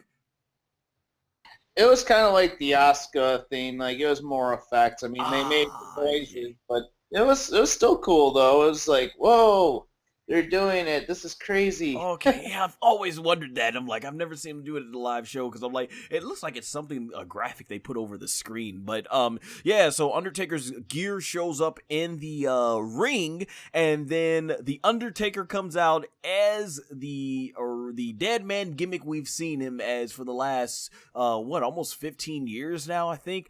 So no American badass gimmick, and I guess they just wanted to have Kid Rock Rock there just to put him in the Hall of Fame. So yeah, Undertaker comes out and he looked in tremendous shape, much better shape than he was, and he was very agile the way he was moving around the ring. So he looked tremendous. Now I actually watched this match again so that I could time it, and I timed this match in at 2 minutes 48 seconds. That's right, folks. John Cena got defeated by The Undertaker in 2 minutes and 48 seconds. A glorified, unadvertised squash match. Cena, I kind of figured something had to be up when Cena was acting all scared, and the commentators are trying to put this over as a big moment. Michael Cole said, two of the greatest superstars of all time meeting. Cena he early sowed a big boot from The Undertaker. But yeah, Taker made short work of him. Choke slam, tombstone. You knew it was going to end soon. As soon as he took off he put the straps down, he walked away, and yeah, that's what it was. I'm as a fan, someone who's not a fan of John Cena, hey, it don't get no bigger than this. Watching The Undertaker squash him on the grandest stage of them all. But as a longtime hardcore wrestling fan and someone who does respect some of the big performances John Cena can put in when it's a big match, not the long-awaited big match I was hoping for with The Undertaker and John Cena. And it has since come out that Undertaker can't do long matches, and that the match he's going to have with Jericho coming up at the greatest Royal Rumble is going to be a short one. Sorry, man, 0001. I told you had to probably see Jericho get get literally buried in a casket in short time. But not what I was expecting, but given the circumstances, if Undertaker can't go long matches and this is about the best we can get, then I guess this match did what it was supposed to do. Like I said, if you're not a fan of John Cena, then it's delivered what you wanted to see. But it kind of leaves the question, should The Undertaker be doing matches if that's really the most we can get out of him? And apparently with the greatest Royal Rumble coming up, looks like they have no intention, so I don't know when the heck Taker's going to retire at this point. And granted, he should retire whenever he feels like he can't do it, but I know Undertaker stated long ago back in 2002 in an interview he doesn't want to become that veteran that the kid in the crowd has to ask his father, like, who's that man that looks very sad in the ring and just trying to move around? He didn't look like he was having a hard time moving around, but at this point, it's kind of like, if that's the most we're going to get out of Undertaker, is their point staying around? I kind of figured like this match was something that it's kind of maybe was a good farewell match, basically. Just something where Taker can look really strong, and that's our last image we get to him, and then he goes into the Hall of Fame next year. But apparently there is still plans for Undertaker to wrestle, just apparently not long matches. So that being said, Stvo, what was your thoughts on seeing John Cena get squashed by Taker at WrestleMania, and what's your thoughts as far as we move forward here with The Undertaker? Well, yeah, a lot of people were saying last year they thought that it should have been the time for him to retire, and they might be right. With him and Roman Reigns, I mean, I know a lot of people booed the hell out of it. What else is new? But I actually did really want John Cena and Undertaker. My assumption at the time was, maybe because most people thought that the Roman Reigns and Undertaker match fell a little flat, that maybe they were going to go all out and have John Cena and Undertaker go at it. I thought it was a match that should have happened because they're two big icons. Like Cena or not, he's been a big part of WWE for over a decade. I respect the man. I'm not the biggest fan, but I do have a lot of respect for him. But I do wish that it was a little longer, but obviously if the Undertaker's not capable of having a 10 to 15 minute match or whatever, then obviously they can't do that. So, I mean, it's cool that they did it, and it's interesting that they didn't have the match basically officially on the card until the day of the show. That doesn't happen too often. I mean, we've seen that with The Rock and Eric Rowan, and then Hulk Hogan versus Yokozuna at WrestleMania 9, which most people did not like that. But yeah, I'd say it was just cool to be there live and say, hey, I got to see John Cena versus Undertaker finally happen. But yeah, it is kind of disappointing that it was only a 2-minute 48-second match. And if that's really all we're going to get from The Undertaker with like Greatest Royal Rumble with Chris Jericho and whoever else The Undertaker may take on if he has another WrestleMania match next year at 35 or a Survivor Series match or whatever they have in store, yeah, then I really don't want to see much more of those matches. I mean, that's cool. They're kind of trying to play him off as the mysterious wrestler who will come up to show up each year or whatever and say, hey, I'm still around. I'm one of the greatest, and I'll come when I choose to. I mean, it's kind of a cool gimmick, but I think it's time to move on. I respect all that he has done in the ring, but, I mean, if we're really just going to get a bunch of short matches, I think it's just time to move on. Right, man. I totally agree. I have nothing but love and respect for the Undertaker's work in the ring. I mean, shoot, dude. Ever since I've been watching, as long as I've been watching wrestling, Taker has been there. So when I always look back, from where I am now as a wrestling fan, Taker's always been there. So I feel like, yeah, there's nothing left for him to prove, especially now that we've gotten the Cena-Taker match. They've done it. Yeah, this match would have been much more effective back when the streak was intact, because I guarantee you those would have been some of the greatest near falls we ever had. Like, if there was somebody to really make people think could really end the streak, it would have been John Cena against Taker. But yeah, man, it really is what it is. That's why I said if this was like a farewell match just for Taker to look strong in his last appearance and he's going to go in the Hall of Fame, fine. But apparently there's plans for him to continue on, and I'm like, yeah, I don't know. Only thing else that I would want to see is a Sting and Taker match, and that's if they can at least get about a good 6 or 7 minutes, at least just get their moves in and just take it in for a good moment. But at that point, I got nothing else I really want to see from Undertaker right now, and I say that in all due respect. Man0001, before we move on, what is your thoughts on this? I know you got some good entertainment out of this live, because you text me right after the text saying, you text me, John Cena got his ass whooped. That's what you text me afterwards. So go ahead, man. I'm pretty sure from that standpoint you enjoyed it. This right here is one of my favorite moments of the night. Boy, so many years of having to suffer.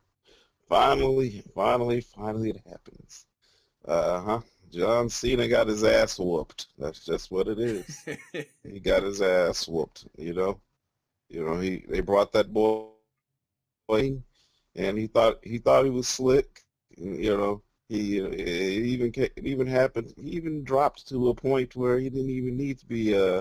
He flinched so hard against that big boot. You see how hard? Hey guys, y'all see how hard he flinched? Oh yeah. Man. Yep. Let's see. He caught a tombstone for flinching. You know what I mean? Let's see. I gotta say one thing for certain. John said in high school he was the man, homie. What the fuck happened to you?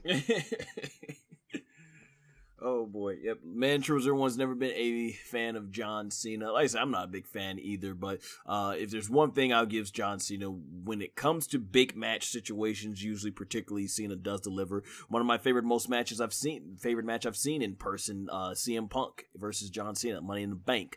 But before we move on, Man0001, do you think this was a disappointment, though, in terms of, this was a match talked about for years, and you even said yourself for years when they were running out of opponents for The Undertaker, you thought yourself, you said, might as well go with Cena, that's the next best bet. So do you think it's a disappointment from that standpoint, or are you kind of cool with it because you know at what stage both Taker and Cena are at this stage of their careers?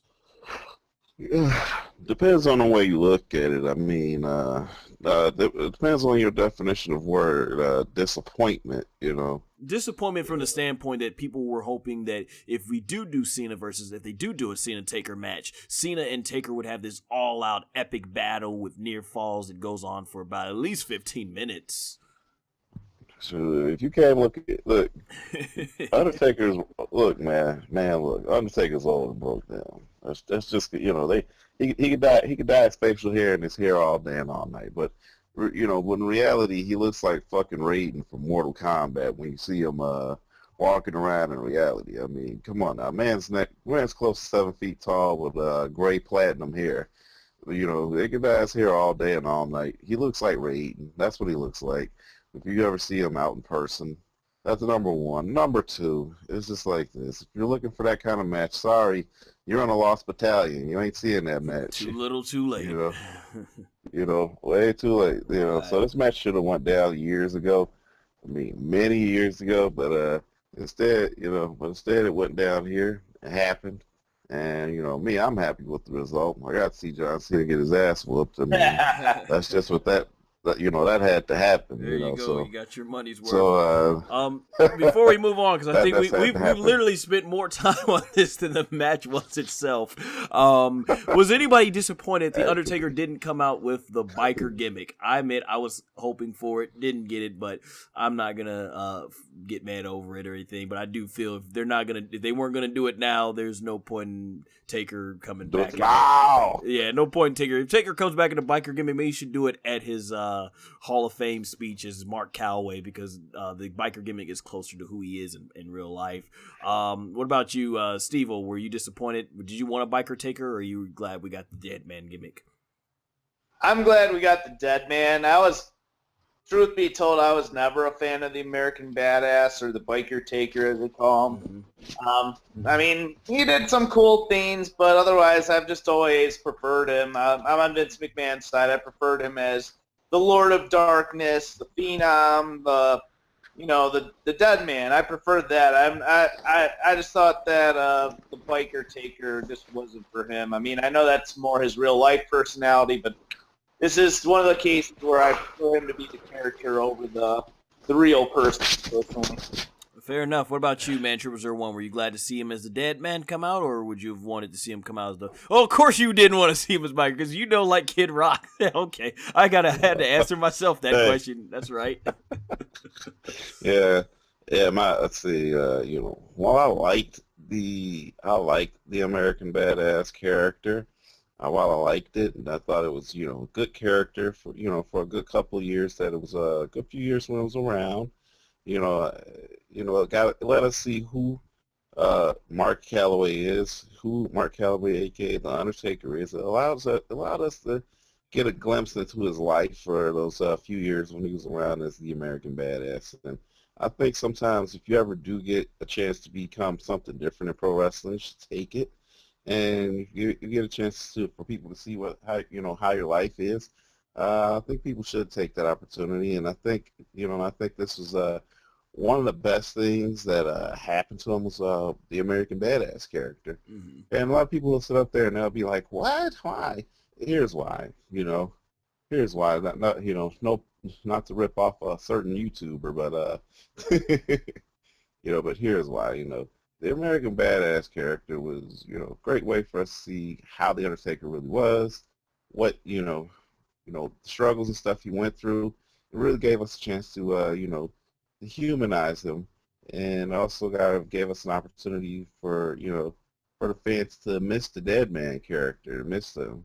While I prefer he come back as the Ministry of Darkness Undertaker, I mean, that's what I want to see, but, personally, but, this gave us an opportunity to miss the Dead Man, the Lord of Darkness Undertaker. So this gave us that opportunity, and we got that chance to, step away from that for a little while and see him, see who he really is, and see him revert back to that character. So, I was there at WrestleMania 20 when he did go back to the, the Dead Man, and seeing that right there was amazing. Like, the people in attendance, the pop you hear on TV doesn't know justice. People in attendance popped. They were happy. And seeing him go in there and whoop John Cena's ass in 5 minutes, making him look like a 1995 jobber.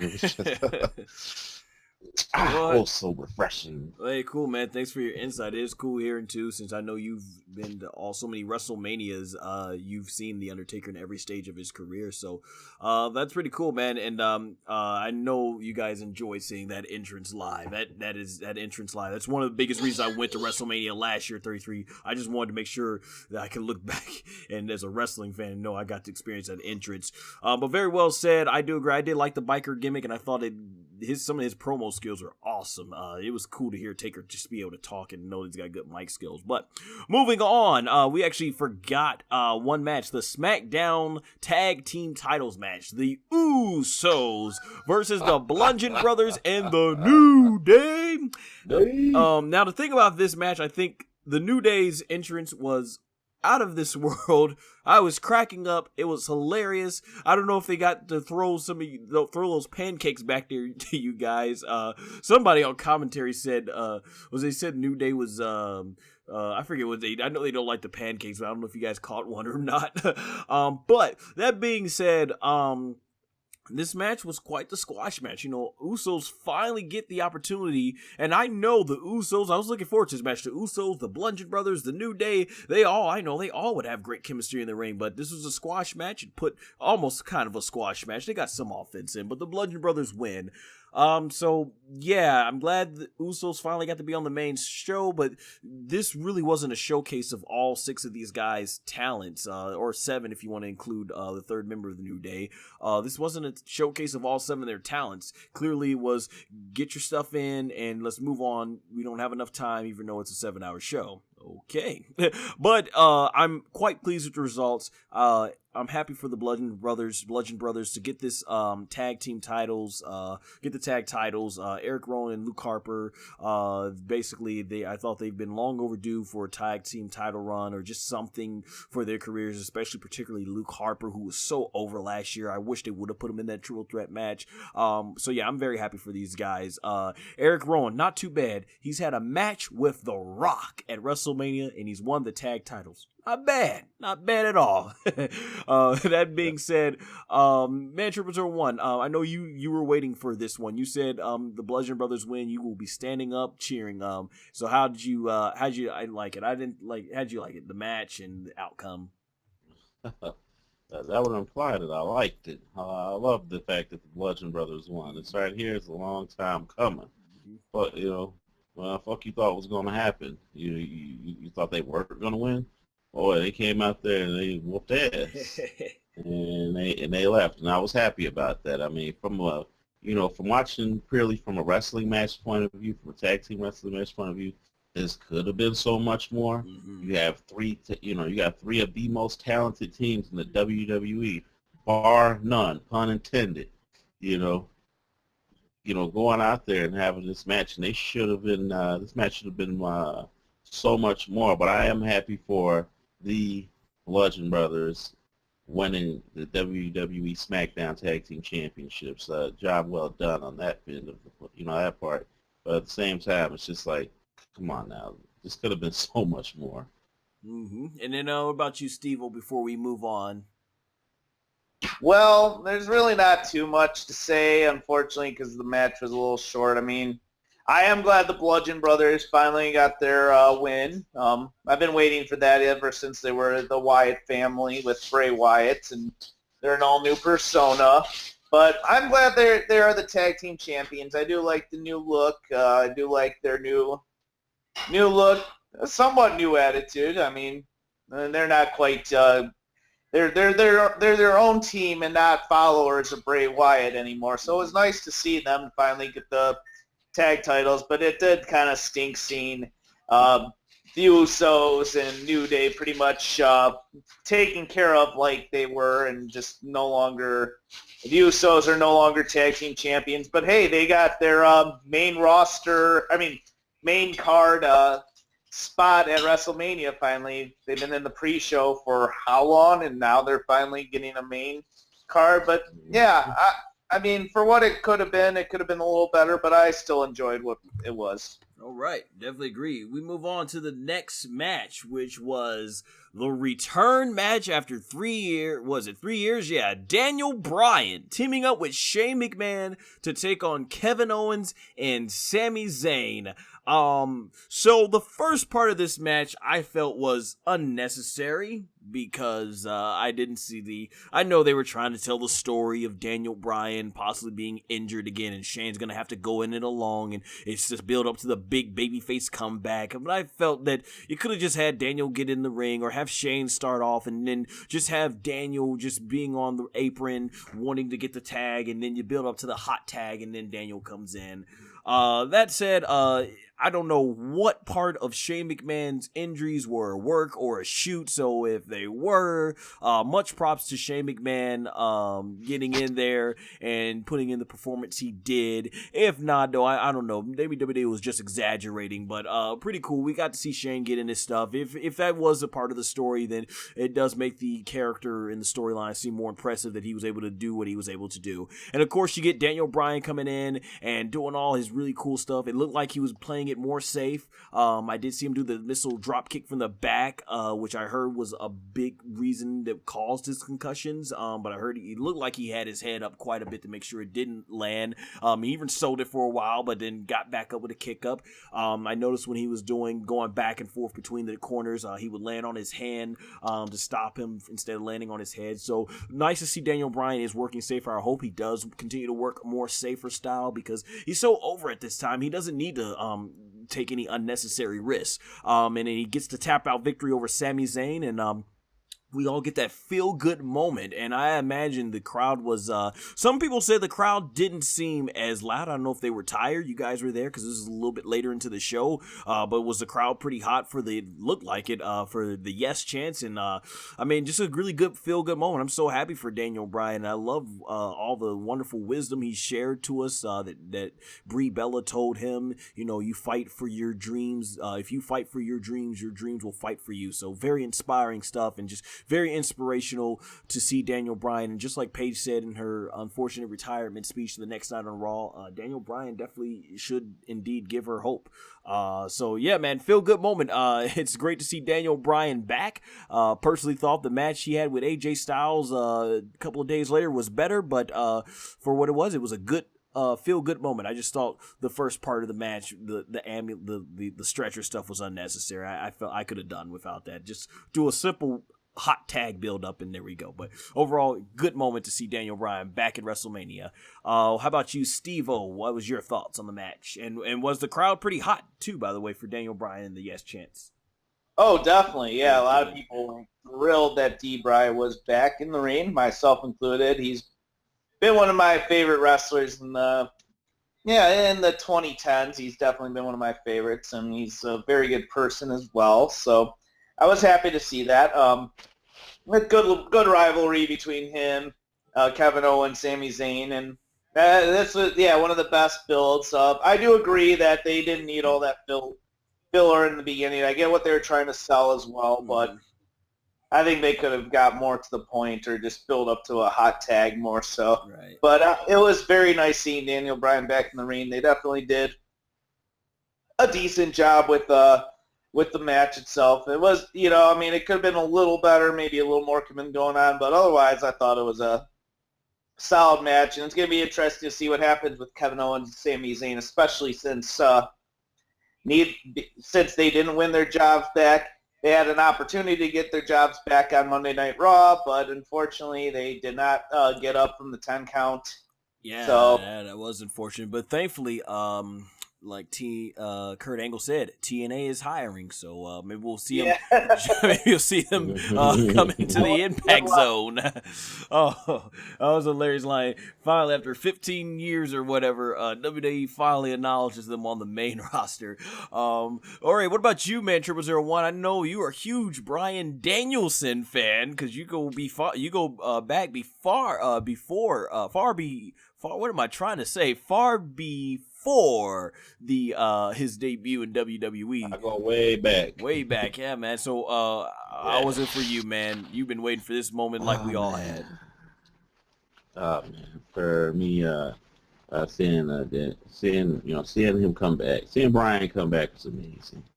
It's amazing things. You know what I mean? It's amazing. I think this right here will be a great thing for him. I think he should definitely get back in the mix for WWE Championship soon. And seeing him come back was, very inspiring. I mean, I guess Shawn Michaels gave him his special comeback after a career-threatening injury. Juice, I guess that's what he must have. I guess that's what he must have taught him. Like Space Jam when you got Michael Jordan's special stuff. Well, he got Shawn Michaels' special stuff here. Touch the ball, he'll give you that power. Come on now, let's see. But yeah, but it's just like, it's amazing though. Because this is the second time I ever seen somebody come back from that. First time was when I saw Shawn Michaels come back in SummerSlam 2002 and wrestle Triple H. And this time around, seeing Daniel Bryan come back, yes, it's a tag match, but at the same time, I'm amazed, and I'm happy that he did come back, and I'm amazed that, that he's back as a full-time professional wrestler. He's not behind the scenes. It's, they're not trying to make us wait around for no particular reason. That's why he can't be on the main roster and be wrestling full time, as opposed to just keeping him as a general manager and this and the other. But yes, I'm happy. Oh yeah, man! I cried tears of joy when I heard he got cleared, and I was fucking elated when I saw him.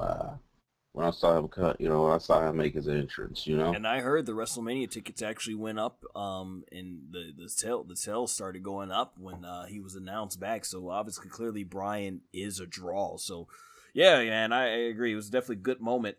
Let's move on here to the next match for the Raw Women's Championship. Alexa Bliss defending the title against Nia Jax. Now, I thought this was going to be the squash match, to be honest. I thought it's funny. Everything that was going to be a squash match it ended up being one, and the one match that I thought would be one. I thought it was going to be a 2-minute squash. I really thought it was going to be Chyna and Ivory from WrestleMania 17, but it went about almost 8 minutes, and Alexa got some good offense in on Nia Jax. But overall, man, I'm really happy. Both of these women worked hard to get this spot, and it was pretty good. They let Alexa get in some good offense, so they didn't completely squash her. And in the end, you got the Super Samoan drop from the top rope with Nia Jax picking up the win. And man, I stood up and gave her a standing ovation, because Nia Jax has deserved it for everything that the amount of booking. Like it felt similar like Bray Wyatt, like so many head scratching booking decisions they've made with Nia Jax, and I'm not even talking about on the main roster. Don't get me wrong, I love NXT just as much as the next hardcore WWE fan or any just fan that enjoys NXT, period. But even back then, man, I was scratching my head at the way they were booking Nia Jax back to when they had her lose to Asuka, because I was like, whoa, are we gonna build Asuka? I mean, are we gonna build up Nia Jax first? You're just throwing her right there and having her tap out to Asuka. So almost out the get-go, I've been shaking my head at decisions they've made with Nia Jax. So to see her finally get this moment, get her moment, and win the Raw Women's Champion, I'm so happy for her. And I'm so glad this storyline didn't turn out to be another Booker T and Triple H from WrestleMania 19. Then they had Triple H doing all the vague racist comments, and it was like, okay, as long as Booker T gets the win, and it's a nice story of the bully, of the person who's getting bullied, overcoming the odds, and they didn't go that route. And it's like, well, what was the heck of that? And here they told the story, with Alexa Bliss doing the fat shaming on Nia Jax, bullying her because of her weight, and in the end she gets the moment and she beats the bully, and feel good moment. They did the storyline. I just wish they would have played up more on Mickie James becoming more of what she again becoming what she was bullied against, because in the storyline she was bullied against Fabulous, Flawless or whatever, I forget their group, Layla and Michelle McCool, and now, almost a decade later, now she's doing the exact same thing, and it would have been interesting in the storyline to go there with Mickie James and have Nia go like, you've become what you've hated, what you were bullied for, but they didn't do that. It's like WWE's like, well, we need somebody to be a heel, so let's just stick Mickie James in there, and it's like, come on now. But other than that, and I thought Mickie James getting taken down by Nia was pretty cool in the beginning, but yeah, man, feel good moment for Nia Jax, and I really hope that this turns out to be a nice lengthy reign for Nia Jax, because she definitely deserves it. What about you, Stvo? What was your thoughts on this match and the outcome? Yeah, for the match, it was good. I'm glad that Nia Jax finally got to be champion. It wasn't definitely wasn't as exciting as the other two or the other three women's matches. One was a mixed match, of course, but I mean, it was decent enough for what it was. I'm glad that Nia Jax finally got to overcome the bullying, a rise above the hate, if you will.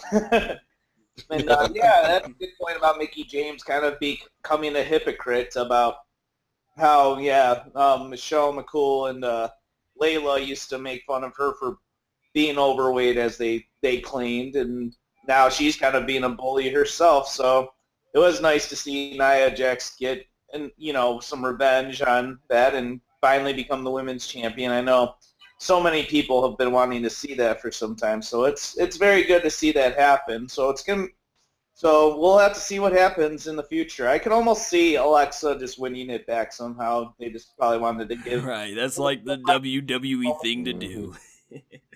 Yeah, it even happened with Mickie James. She won the title from Michelle McCool at the Royal Rumble, and then a month or two later, I can't remember off the bat, but she lost it back to Michelle McCool.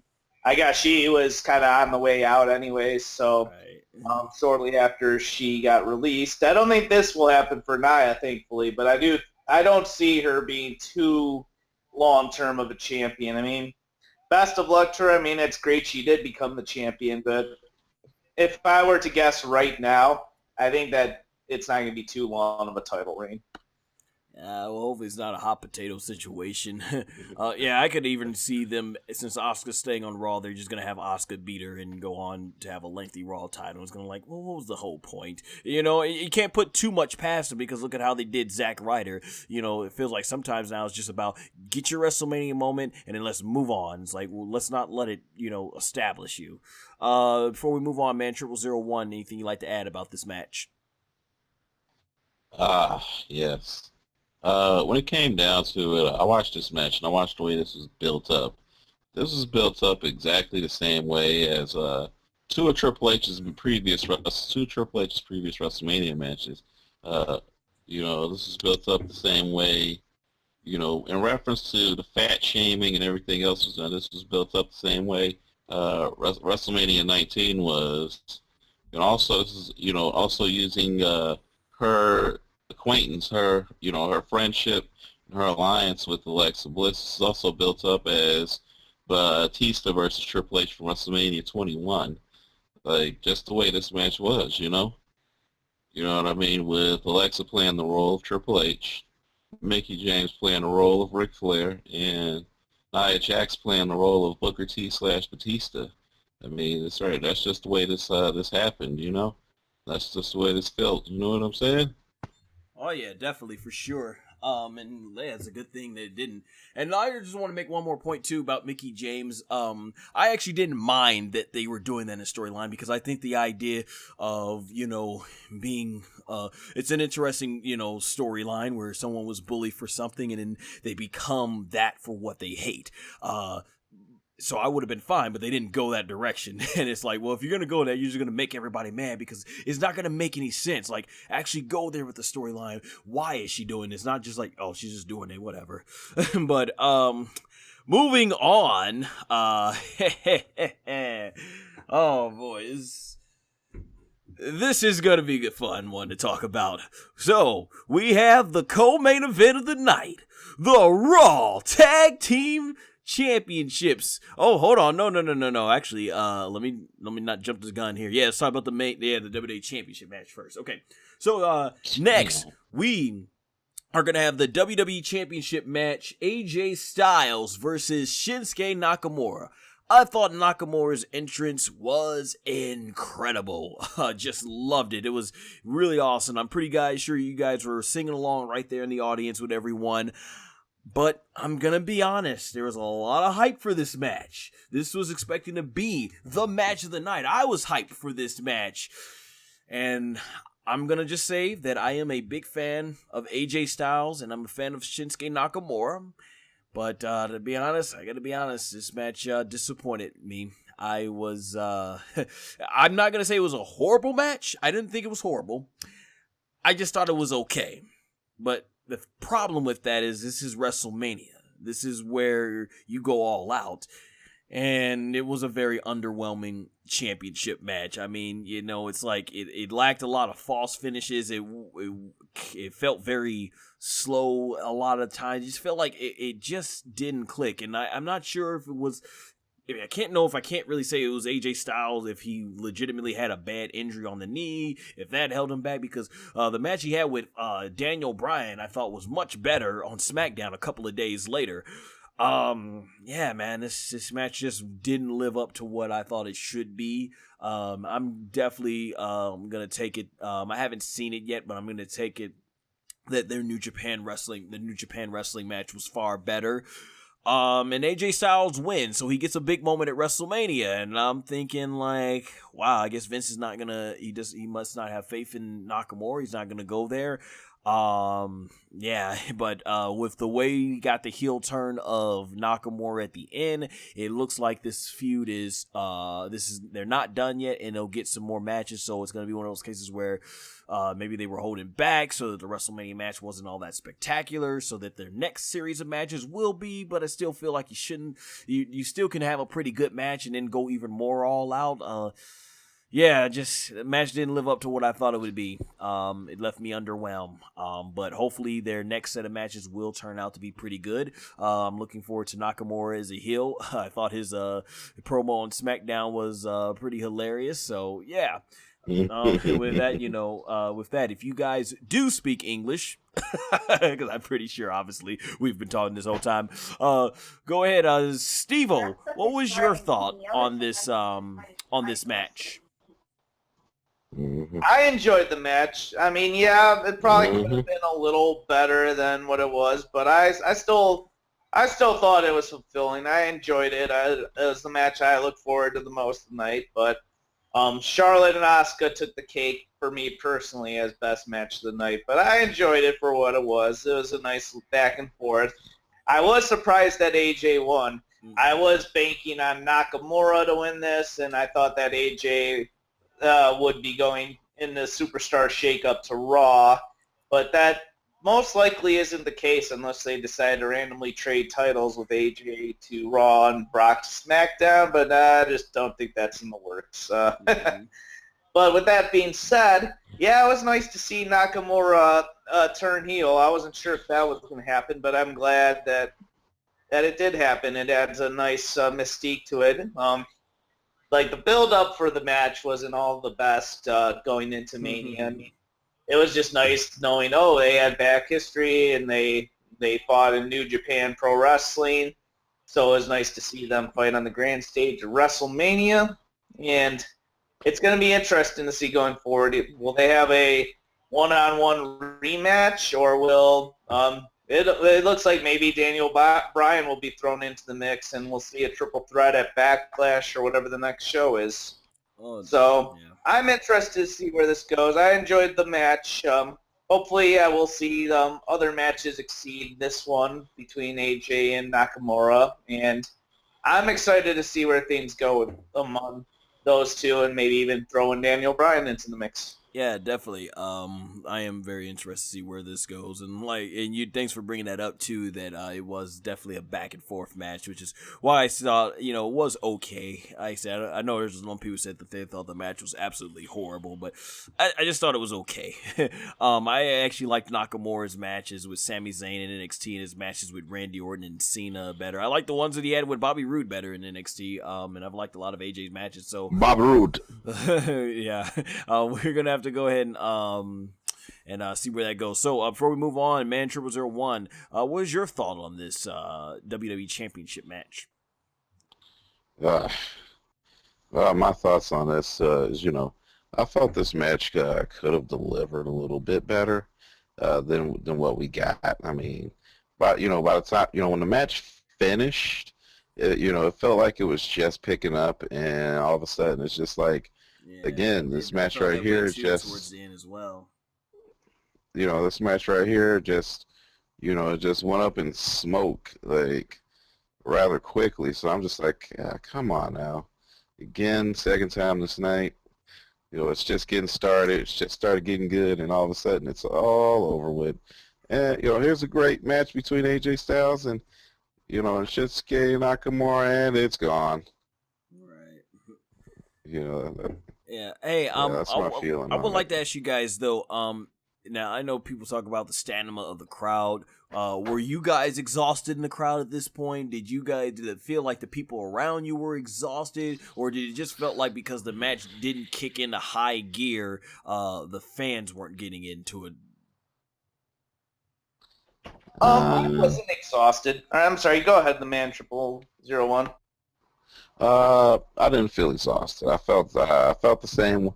I felt pretty much the same way I came in. I'm out there and I'm having fun. I'm around 78,000 plus wrestling fans, just like myself.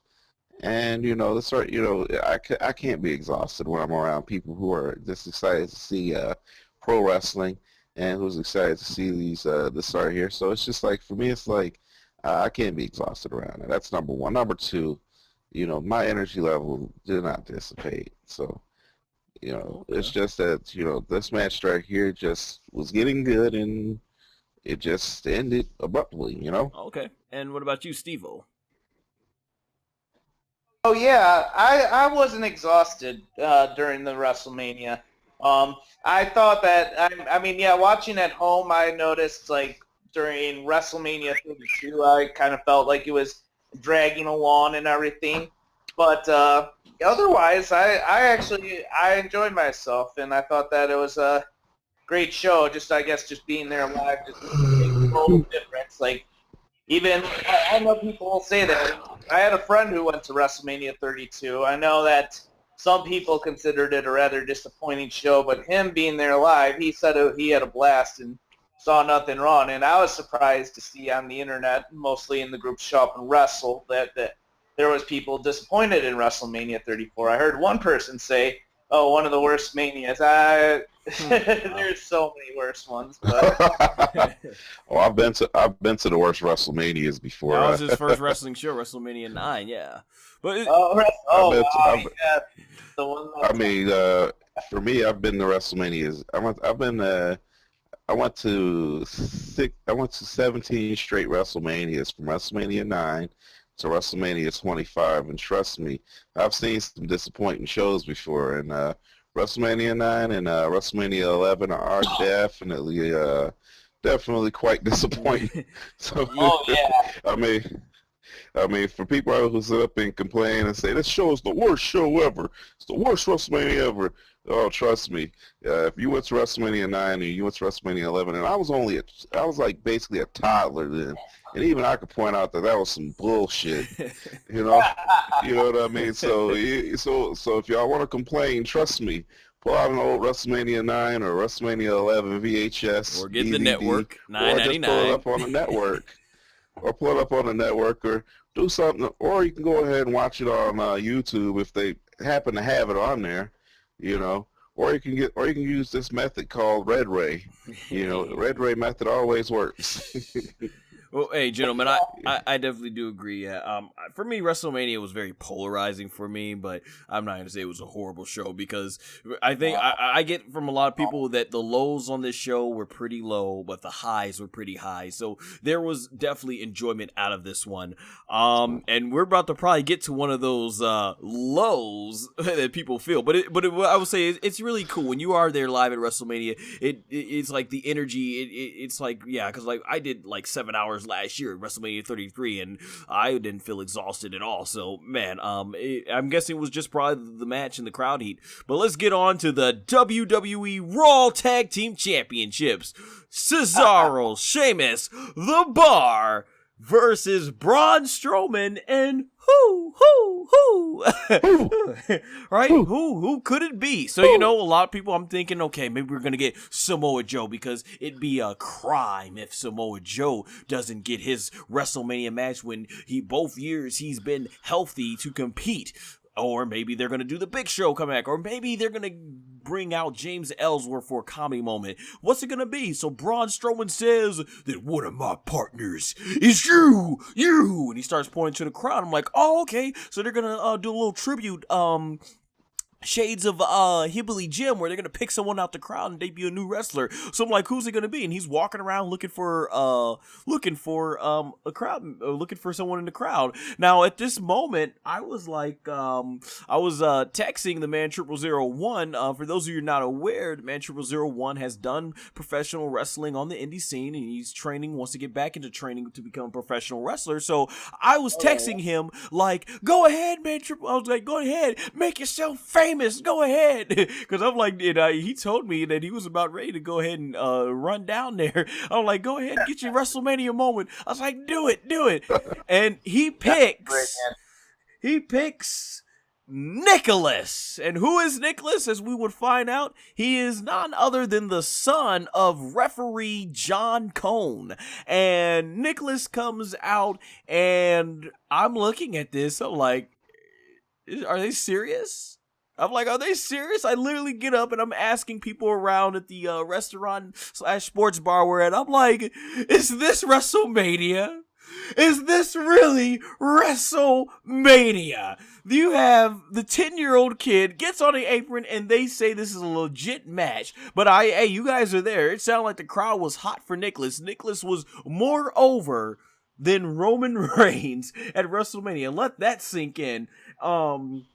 And of course he tags in. The crowd wanted him to tag in, and Braun Strowman ends up tagging back out. He was scared and he wins, and Nicholas makes WWE history by becoming the youngest the youngest champion in WWE history, period, defeating Rene Dupree's record. Wow. At this point in the show, I was cracking up. I was like, you gotta be kidding me. So, like, let me get this straight. You have 75,000 people, millions watching around the world, and you give them this kid. And that's what all the hype is about. At this point in the show, I'm like, this is what WrestleMania was. Oh my gosh. I was cracking up at it. I couldn't believe it.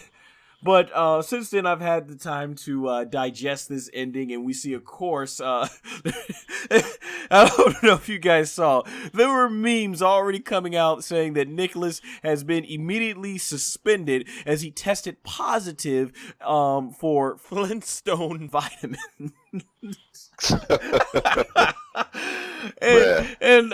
Man, so I'm looking at this like, wow. But then I kind of think, let's be honest, when we were all 10 years old, would we have not loved if a wrestler, and especially one of the top baby faces in the company, came into the crowd and pointed at us and said, here, come with me in the ring, and we're going to become the tag champs? What 10-year-old kid watching wrestling wouldn't love that? And, this has gotten a very split reaction among fans. You have fans who say that if you dislike this and you don't have a heart, be happy that they gave this kid a big moment that he'll be able to cherish for the rest of his life. And then there's others who say, well, okay, you do something like that on a house show, maybe even Raw or SmackDown. But for the tag team titles, which is very prestigious, and a tag team such as the Bar, Cesaro and Sheamus, who have worked their butts off, and they were thrown together and they made it work. I think I even remember you, Stvo, mentioning one time you weren't sure that it was going to work, and you admitted like, wow, they really made the most out of this. And I mean, it's like, wow, even Stone Cold Steve Austin on his podcast, he wasn't a fan of doing this, because he's like, just don't do this to two hardworking guys like Cesaro and Sheamus, because he respects them for the workers that they are. When you think about this, the reason why, and I stand on the side that disliked it, because just think about all the tag teams that have busted their butts, that they already went through having Strowman go through all of them, and it's like, it really downgrades your whole tag team division. And then you have a kid win the tag team titles with them, and yeah, they didn't pin Cesaro and Sheamus, but it's like, was it really worth, like, you could have just made this something else. Like, was it really worth doing this to the tag team division? Like, what does that say about your tag team division and stuff? Just to go this route. And then the next night they have it because of the schedule conflicts that Nicholas has school, so therefore they had to relinquish the tag titles, and now they have to rebuild the tag team vision anew. And it's like, I felt like it just wasn't necessary, and it downgrades your tag team, and it just makes your tag team division look bad. Like, yeah, it's a nice moment for the kid and everything, but at the cost of that, you know, it's kind of like, I know the themann0001, he didn't like last year what they did with Kevin Owens and Goldberg. Like, yeah, it's nice that Goldberg wants to give a nice moment for his son, but should that come at the cost of someone like KO, who worked his butt off to become a top champion? So that's my thoughts on it. Yeah, it's pretty cool for Nicholas. I'm pretty cool. He had a great time going back on to school Tuesday, and everyone saying like, oh man, we saw you at WrestleMania, that was so cool and everything. But that being said, I just don't think it's something you should do it to your tag team division, and that's the reason why I was against this. I'm like, yeah, I definitely do not think this is the right way to go. Steve, what was your thoughts on it? Yeah, I can definitely see why people were upset at home about that. I mean, it does make the tag team division look like a joke, especially at the Bar. Yeah, and I admit, like, yeah, as you mentioned, yeah, I didn't have faith in them as a team, but 1 to 2 years later, they actually proved they're quite an awesome tag team. They made the thing work. They got matching identities with their coats and everything and the glasses, and the Bar has become one of the hottest tag teams in the WWE today. But with that being said, yeah, it just felt like they did kind of push Braun Strowman and the Bar into a spot, because they really were like, oh, we don't have anything lined up. And I would have just had the Revival take on the Bar. I'm not sure why WWE is just not keen on pushing them, but that's a whole other topic. Mm-hmm. But with that being said, if you're in the live audience, Lawrence can attest, or the themann0001 can attest. Yeah, you just yeah, the crowd actually was digging it. They were like cracking up. They were chanting Nicholas once we found out the kid's name. And it was funny watching it live. I'll give it that. I did get some humor out of that. But yeah, I gotta say that, yeah, it was, in hindsight, yeah, they could have gone a completely different option. They could have had Braun. I was predicting the Big Show. They could have had Braun even grab Alliance and just say, okay, we're gonna win these titles and go with that. But I mean, the good news is on the next night on Raw, they did just relinquish the titles off of them. So now they're doing that tag team eliminator thing to determine a new set of Raw tag team champions. So it'll be interesting to see what happens. I believe the conclusion of it's going to be at Greatest Royal Rumble. So thankfully it's not long term. Yeah, it did remind me a lot of Rick Steiner and Judy Bagwell becoming the tag team champions. And that wasn't a good thing either. But thankfully, it was just a one-night thing, and they're going to move on. So I wouldn't say it's the end of WWE or anything. It was a bit of a silly moment, but, you know, it was just a moment, a comedic moment, so we're moving on from it, and I'm glad that they're going to do that. So, but yeah, I guess they could have done something better with it. And I got 2 questions for you, Steve, before we move on to the Man0001. 1, were you chanting Nicholas in the crowd? And 2, do you put this on par with David Arquette winning the WCW World title, or do you think it was not that bad since the kid didn't pin Cesaro or Sheamus? So I was in the moment. I was cracking up with the rest of the audience, and I was chanting for Nicholas. And even during the Brock Lesnar match, I joined in with the Nicholas chant. And 2, if this was going to be a long-term thing, like if it was going to last like a month or a few weeks, even, I would say, yeah, this is David Arquette bad. But because they said, okay, well, you guys can't be the tag team champions the next night on Raw. No, I will not say it's on David Arquette level. They vanquished the titles, and now we're going to get some new tag team champions one way or another. So I don't think it was on that level, no. Cool. I agree. I do think it was borderline to that level, but because the kid didn't pin him, I won't go there. All right, Man0001, I really want your perspective because you told me you were actually about to go run up there to Braun and say, pick me. Man. For me, it was just like, for me, it's just like this. I don't have any ill will or anything bad towards them going with the Nicholas kid, because obviously this is how pro wrestling works. It's worked this way since the Carney days. Nobody is a random audience member that gets picked out of the audience that comes up there and who comes up there and gets to be champion and everything else. I mean, Santino Marella was a plant, You know what I mean? That's that was the direction I thought they were going. So, Santino Marella was a plant, and he was a guy who had been working in OVW for quite some time. He even had some conflict with Jim Cornette at one point in time. Those two still don't like each other. But anyways, I digress from that point. Anyways, as I said, this right here is, it is what it is. I don't feel any ill will toward it or anything like that. I'm just, I just thought it was funny, and, Nick the Kid, that's what I'm going to call him, Nick the Kid. What I mean? He went out there and he played his role. He looked like one of those kids from Max Keeble's Big Move, or the Diary of a Wimpy Kid. That's what he looks like. You know what I'm saying?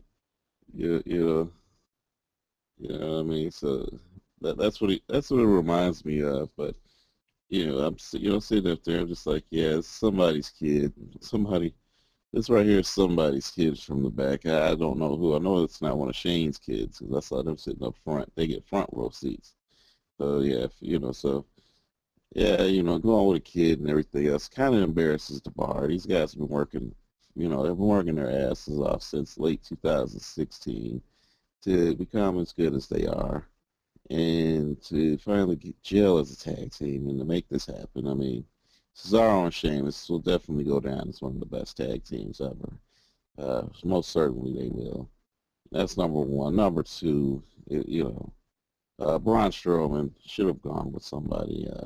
They should have had a wrestler return or something like that. This is an opportunity to help someone get over. And number three, having him break all of the records as youngest champion in WWE history. I mean, from that point of view, it's just like, it feels kind of like a slight at Rene Dupree. You know what I mean? Because everybody and Rene Dupree were not on good terms. So, this right here is some pettiness. If that's the case.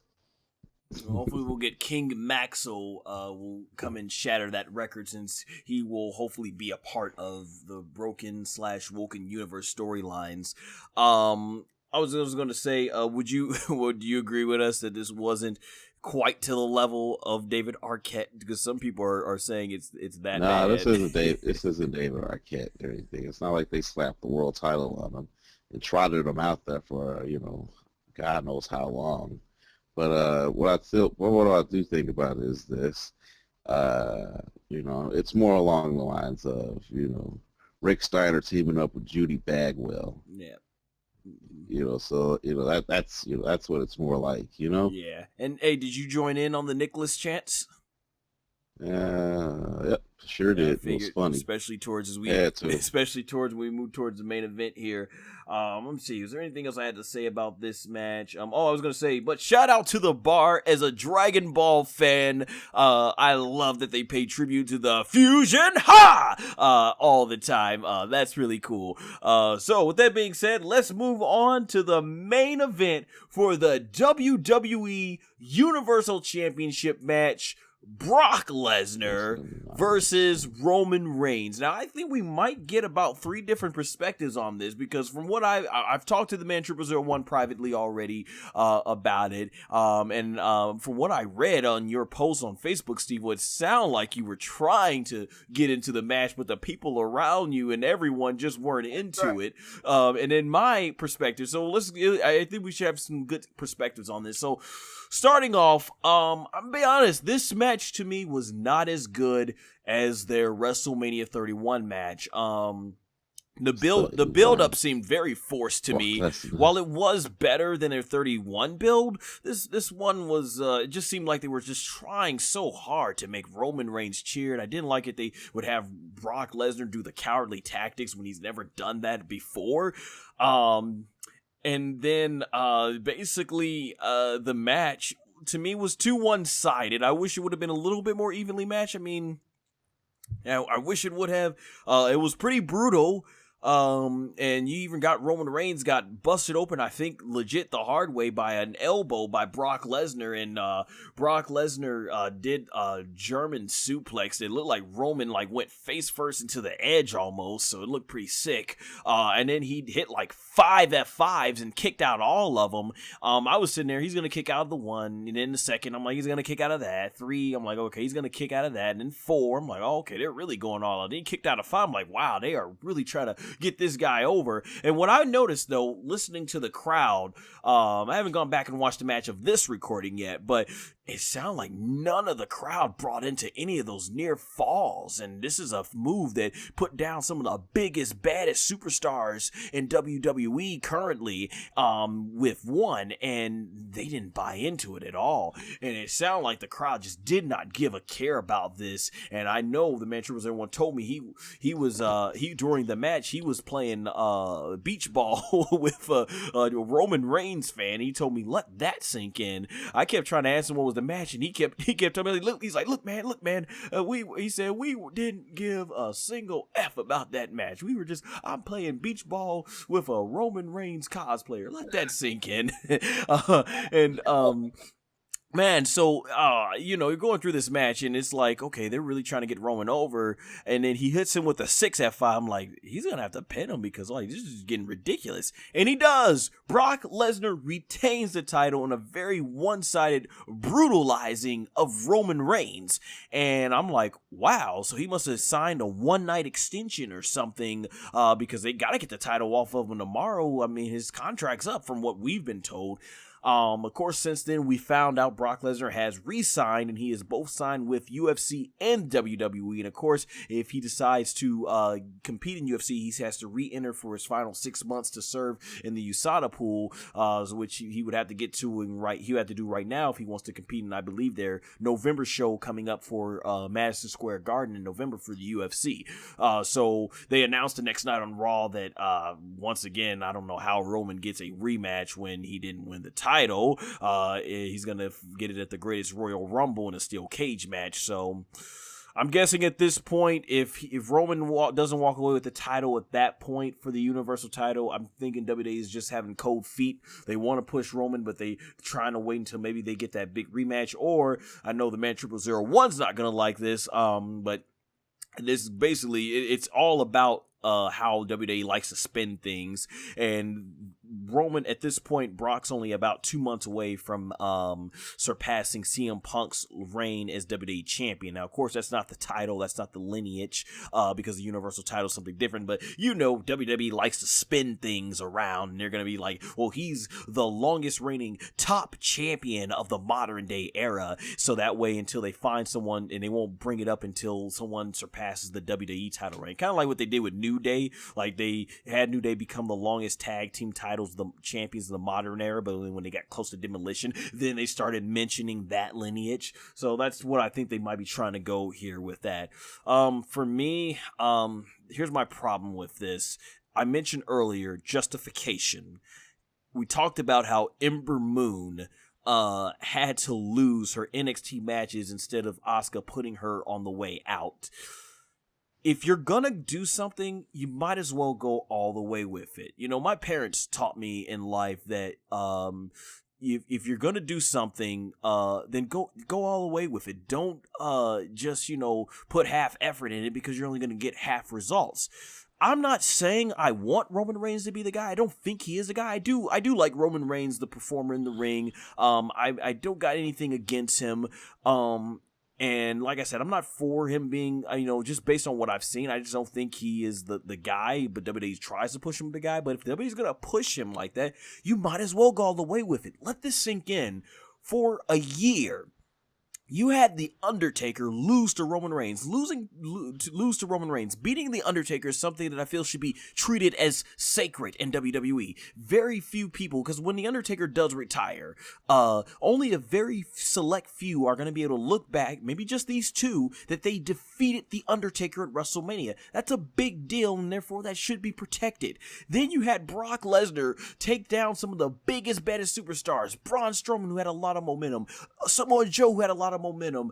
AJ Styles, who had a lot of momentum after winning the WWE title, still does, but they all succumbed to one F5, and instead of, not that you should be kicking out of F5s left and right, but, it kind of like, it felt like, man, these guys all had to lose to one F5, and a lot of these were shorter matches, and it's like, man, all of this, just so that Roman Reigns can kick out a multiple, and that's where they're going in WrestleMania. So, okay, I don't agree with it, but to justify Taker and all these guys losing, might as well go there, and they don't pull the trigger on it, and it kind of makes it feel like, for fans who were watching, you wasted everybody's time. Like, look at all the people that had to lose to get to this point. Like, wow, that's the thing I was saying about earlier with Charlotte. Ember Moon had to lose several times to her in NXT, and even in the Royal Rumble, get eliminated by her, and just for you to end Asuka's streak. You did all this for a year build-up just to shock everybody and just to keep the title, and it's like, what are you doing at this point? Like, it doesn't help Roman Reigns get over anymore.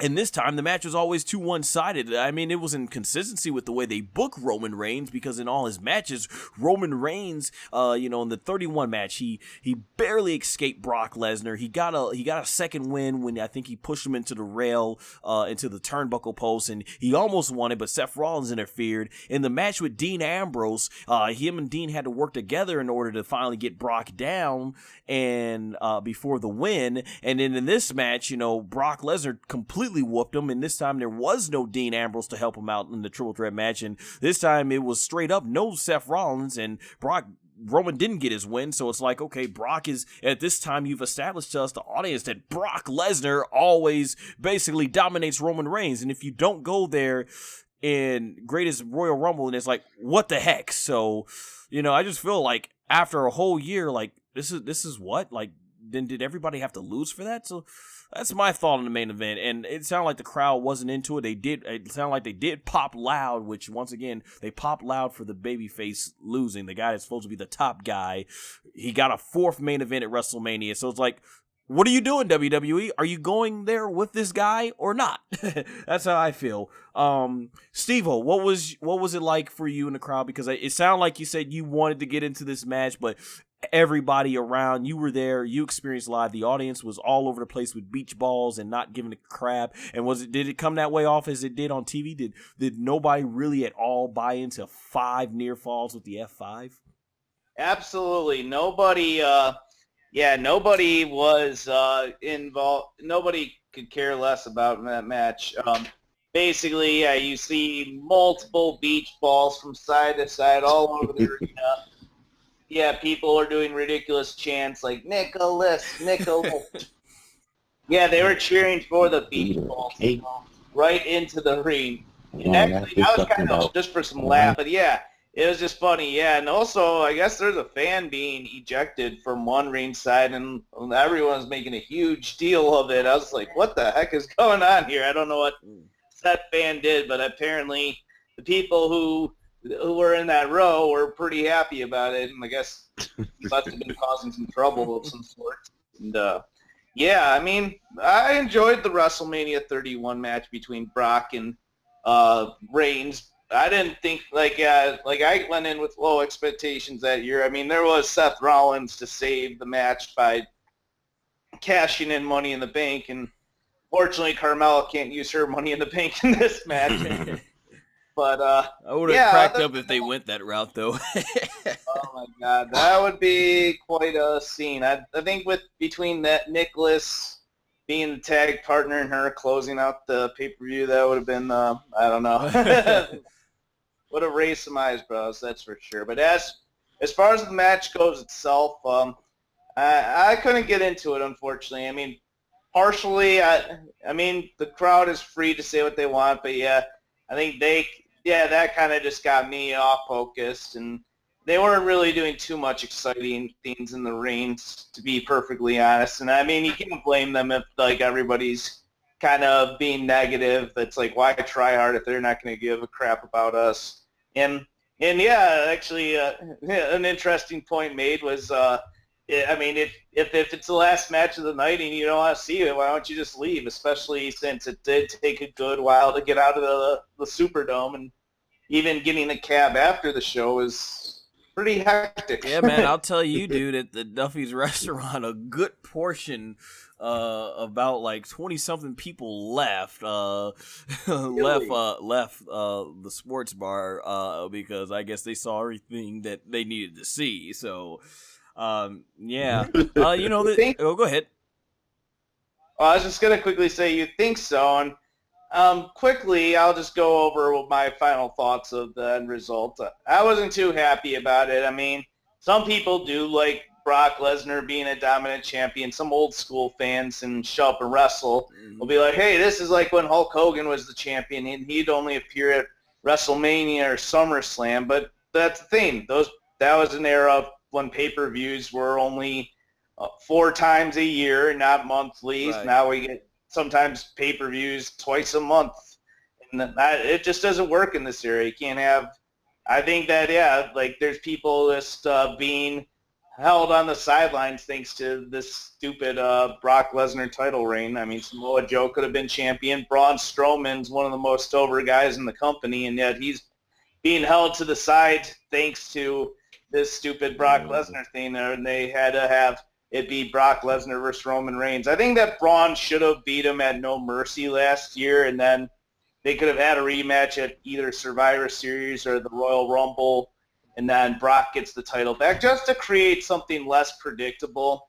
And I do think they may be onto something, unless I'm hoping Greatest Royal Rumble. Personally, say what you want about Roman Reigns, but I'd rather just see him as the champion, and I hope that Greatest Royal Rumble he does take the title from Lesnar. But if that doesn't happen, I see him going into Money in the Bank as the guy who's beaten Punk's 434-day title reign, just to troll the audience and just say, hey, yeah, I beat Punk's title reign, and get the Chicago crowd, all of us, pissed off at him, and go from there. And either Lashley will defeat him, or who knows, will beat Brock's reign. But I think it's time to end. I'm personally over it. I don't think it's entertaining. I've been watching since the Hulk Hogan Ultimate Warrior days. I don't think it works in today's era. They need to get somebody new as a champion.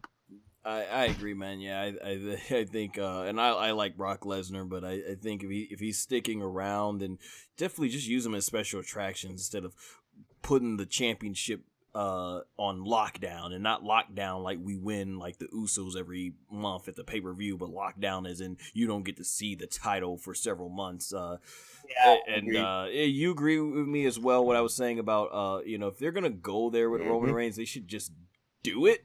Obviously you say you would rather see him as Roman Reigns. Yeah, I wouldn't mind like just get it like.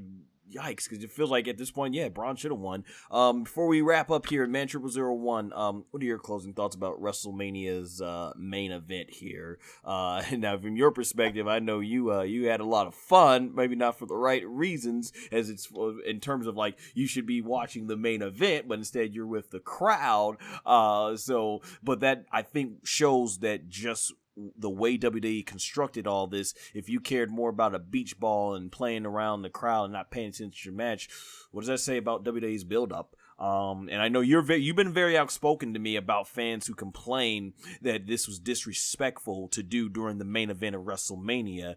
So definitely, let's hear what you've got to say.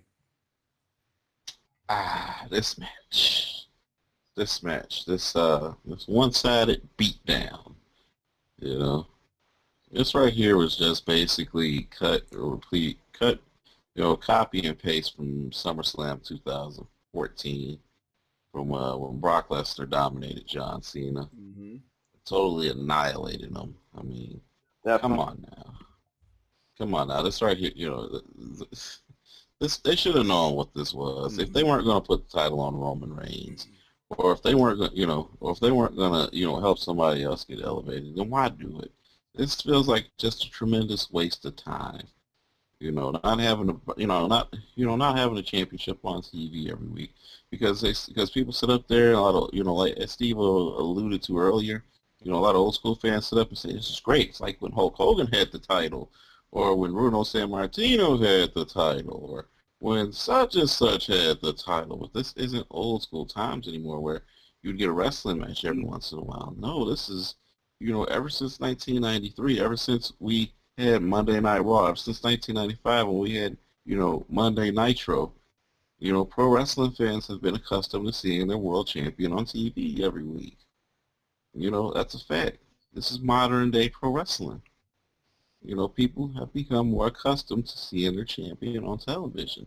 They're not, they're not going to wait 2-3 months just to see a guy pop up and defend a championship. This isn't the UFC. This isn't boxing. You know what I mean? This is. I agree. Yeah, definitely. This is the WWE. This is sports entertainment. This is pro wrestling, and we are. We have been accustomed to seeing that. This is. You have a whole generation of fans who don't know what that's like to have to wait 2-3 months just to see a champion defend his title. No, this is a generation of fans that have grown up watching the champion defend his title, his or her title, every month. You know what I mean, with a few exceptions. Oh yeah, man, we're following every definitely. month. So, you know what I mean. This is, this right here with, what I mean. And then on top of that, you put Roman Reigns out there. You try to prop him up as the guy when there's so many other people out there. I mean, this right, if y'all weren't going to put the title on him in the first place to begin with, then why bother? I mean, you should have just, this right here just feels like a tremendous waste of time. And I don't just mean from the Universal title picture. I mean, this right here feels like it has wasted our time. They've wasted our time since 2015. They've wasted our time. They wasted our time ever since 2015. Did Roman get a WWE Championship title? Yes, he did get that. He got it 3 times. But at the same time, it's just like, it still feels like a tremendous waste of time. You've been wasting our time since 2015. You should have just kept the title on Bryan, and you should have just kept the championship on Bryan and put him back, in the main event picture as soon as he came back, and all of this would have been avoided. And you're pointing to when he came back in 2015, right? Not the time that he just came back. Oh, 2015, definitely. That's when he should have been champion, because people still missed him as champion. People still wanted him to be their champion. They still wanted to enjoy Daniel Bryan. And if they wanted to build up Roman Reigns, they had all the opportunity in the world to do it, and they fucked it up. They fucked it up tremendously. This is a big fumble.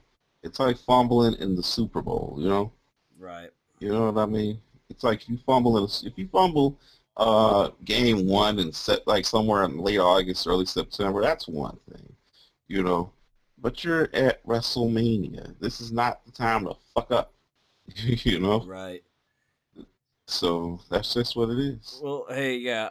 Moving on in the future, I would like if they do have Roman Reigns, not win, that is, the title, at the Greatest Royal Rumble. I would like to see, now that we have Bobby Lashley back, I would love to see him be the one to take the title off of Brock Lesnar, because they have similar backgrounds. I remember Bobby Lashley debuted a year after Brock, and a lot of people made the comparisons. They both wear similar attires. They both had very athletic backgrounds in amateur wrestling. I think they both did NCAA, and Bobby Lashley, they both done MMA too outside the business, and Bobby Lashley's come a long way as a performer outside in his time away from WWE. So it's believable. He's one of the legit guys in the business that actually could take Lesnar, given his MMA background and everything. So I think it'll be a very interesting match, and it's definitely not too hard actually to suspend your disbelief with that and everything. So that's going on moving forward. Overall, though, in the final thoughts, I thought WrestleMania was a very polarizing show. Like I mentioned, there were some highs, there were some lows, but for me personally, I don't do any grades or anything like that, but I'll just say I enjoyed about half of the show. The other half, yeah, I mean, it for me was a decent show, but some things that it lacked, and for some of the decisions they made, it to me was not a great show, but it was a decent show. I won't say it was horrible, but it was a decent show for me. What about you, Steve? What are your closing thoughts on WrestleMania? Well, I'll admit, because I'm a little biased because I was there live, so that's going to always make you say difference of opinions, but I enjoyed it. Raquel enjoyed it as well. We had a great time. WrestleMania was very fun. Didn't feel like 7 hours or whatever the clock time said the show was. So we had a great time. The show moved nicely. I mean, yeah, there was questionable booking decisions. Like, I think that, the whole Lesnar retaining was done for shock value, and props to them. I'm glad. I mean, it's nice to see surprises, but I wish that they kind of went with the obvious prediction on that. And the Nicholas thing, it was fun for the crowd, but I can definitely see where the audience viewing from home would be disappointed, stuff like that. And yeah, I was talking about before, I think they do need to just do 1 hour pre-shows, just like don't make WrestleMania long just for the sake of it. I would say maybe a 5-hour show would be ideal. I was watching WrestleMania 8 the other day, and I think that clocked in at about 3 hours and stuff. And it is nice, that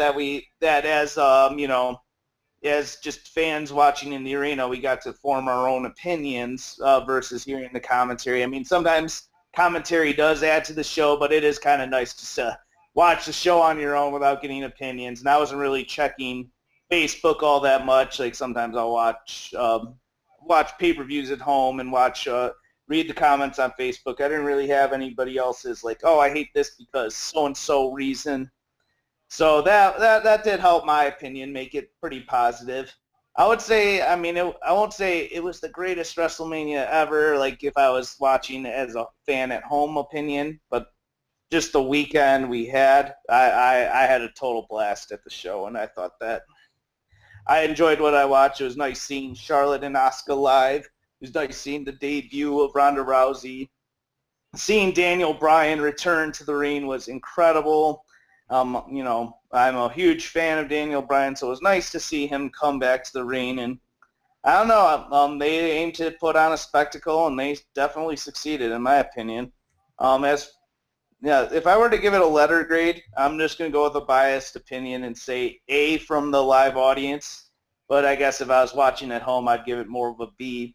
And I know a lot of people are saying they preferred the Raw after Mania, and that's usually the trend, that people do prefer that. But I guess just watching from a live audience perspective, I actually preferred WrestleMania to Raw, despite all the nice debuts of Ember Moon, the Authors of Pain, No Way Jose, and and Bobby Lashley's return. But overall, I enjoyed it. I had a great time at WrestleMania 34. Cool. And what about you, the themann0001? Any final thoughts you'd like to state in wrapping up WrestleMania? Oh boy. When I watched this show, when I watched the shows there live, it's just like it was a lot of fun being around a lot of wrestling fans. I just tell you that for sure. You know, if you're a wrestling fan and WrestleMania is coming to your town, or you're a person who has an opportunity to go there, or or if or if you want to go and be around people who are just like you, just like pro wrestling, take this opportunity. It's don't ever pass up an opportunity to go to WrestleMania. If it's in your grasp and it's doable and it's possible, take it. You'll not be disappointed. Trust me, I've been going to WrestleMania since I was 3 years old, and this right here is an opportunity for this is an opportunity for you to be around a lot of wrestling fans. It doesn't matter if the show sucks, or it doesn't matter if the show, if you're unhappy with who's going to be in what match, but it's just like what I mean. It's just like you get to take that opportunity. With that being said, this show was middle of the road. It was middle of the road, middle of the pack. Like now you say it's been very polarizing and everything, but I've seen people try to compare this to WrestleMania 17. I'm like, whoa. I'm like, whoa. You might want to slow your roll there. This is not WrestleMania 17 or WrestleMania 19 type worthy show. With this is this show is more so comparable to WrestleMania 26. Give or take. So it's just like, yeah, I watched this show, and I had a lot of fun being around a lot of wrestling fans, but, the show itself, I have to give it a 6 out of 10 if I'm rating it. I have to give it a 6 out of 10 if I'm rating it. So it's just like, it's middle of the pack, middle of the road show. You know what I mean? Some special things that go on here. The pre-show was pretty good. You know what I mean? Started off with a pre-show, 3 matches into the show. It's really good. It's really good despite the result in the second match. Then it just starts going south. Then it starts going south, and then it's just like it picks back up a little, and then it just goes way down south after the match. After the match is after the main event. Is in order.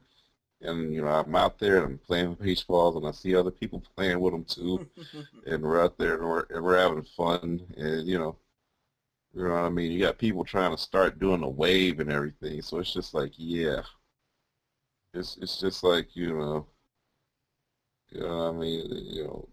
It's, that what I mean. It's just pointless to try to put a main event on that people don't care about. I mean, I know people in the back have their personal feelings toward the guys involved. I mean, I know people in the back are cool with Roman Reigns, they're cool with Brock Lesnar. They want to see these guys succeed because they see things from a point of view, a perspective that we don't see. These are the guys that's on the road with Brock Lesnar. Whenever he's around, and Roman Reigns, whenever he's around, 300, 200 to 300 days a year. These are the guys have, built partnerships and friendships and stuff with these guys, relationships with these guys, so they see things from a little bit of a different point of view. So when when you see stuff like that happen, that's built off of what's going on personally. It's not built on what's going on professionally. Because if we're talking about, who's the best wrestlers in the world, trust me, Daniel Bryan, AJ Styles, Shinsuke Nakamura, Kevin Owens, and Sami Zayn, and so many more would probably be at the top of the card, But, they got, but this right here was just built more so on personal relationships as opposed to who's actually the best. Yeah, man. You know what I mean? That's definitely a very good way to put it. Yeah, definitely just listen to the fans, man. Like, yeah, they want to put, like with the Jinder Mahal earlier, putting Jinder Mahal over. If you're trying to screw around with the fans and everything, listen to listen to what the fans want and everything. And I mean, that'll make, I think, business booming even more. But I thought everybody made some great points, but hope you guys out there that listen to this. We went about almost, 2 hours and 40 minutes? Almost 2 hours and 40 minutes. So hope you guys enjoyed this as you go about your everyday lives, whether you're working out at the gym or listening to your car. You got a lot of housework or chores to do. Hopefully we gave you some good insight to listen to on WrestleMania. With that said in mind, we hopefully will all be back together to review, I believe, Greatest Royal Rumble and then Backlash, or if they can't join me, maybe Greatest Royal Rumble. Yeah, one of those shows or something. I definitely will be reviewing that. We'll see if anyone can join me for that. But with that said in mind, let's end off with some plugs. Stvo, did you have anything you'd like to go ahead and plug? The floor is yours. Thank you very much. I appreciate the invite, and thank you for letting me plug. Yeah, I recommend you all come out and check out TooSweetCosplay's on Facebook, Instagram, and Twitter. We have some very funny videos up. We recently posted a video of The Undertaker versus Brock Lesnar Recreation right before WrestleMania 34. There's two fans dressed up as those particular wrestlers, and they put on quite a show, and it's one of our most viewed videos ever. I think clocking in at almost 5,000 views now. Wow, congrats. Yeah, I did not expect that. And yeah, we have a funny video from C2E2. An Elias cosplayer interrupts a big face-off between various wrestlers. It's an amusing video, and if you ever take a stroll down Bourbon Street, you see a Darth Vader with representing New Orleans Saints colors, just doing his thing to The Undertaker's music. But yeah, we post pictures of various wrestling cosplayers every day. We do we show off artwork of different wrestlers, and we do daily discussions, get everyone's opinions like we did tonight. And just chime in about current events in wrestling. It's pretty much the ultimate wrestling fan page. So come check out TooSweetCosplay on all social media.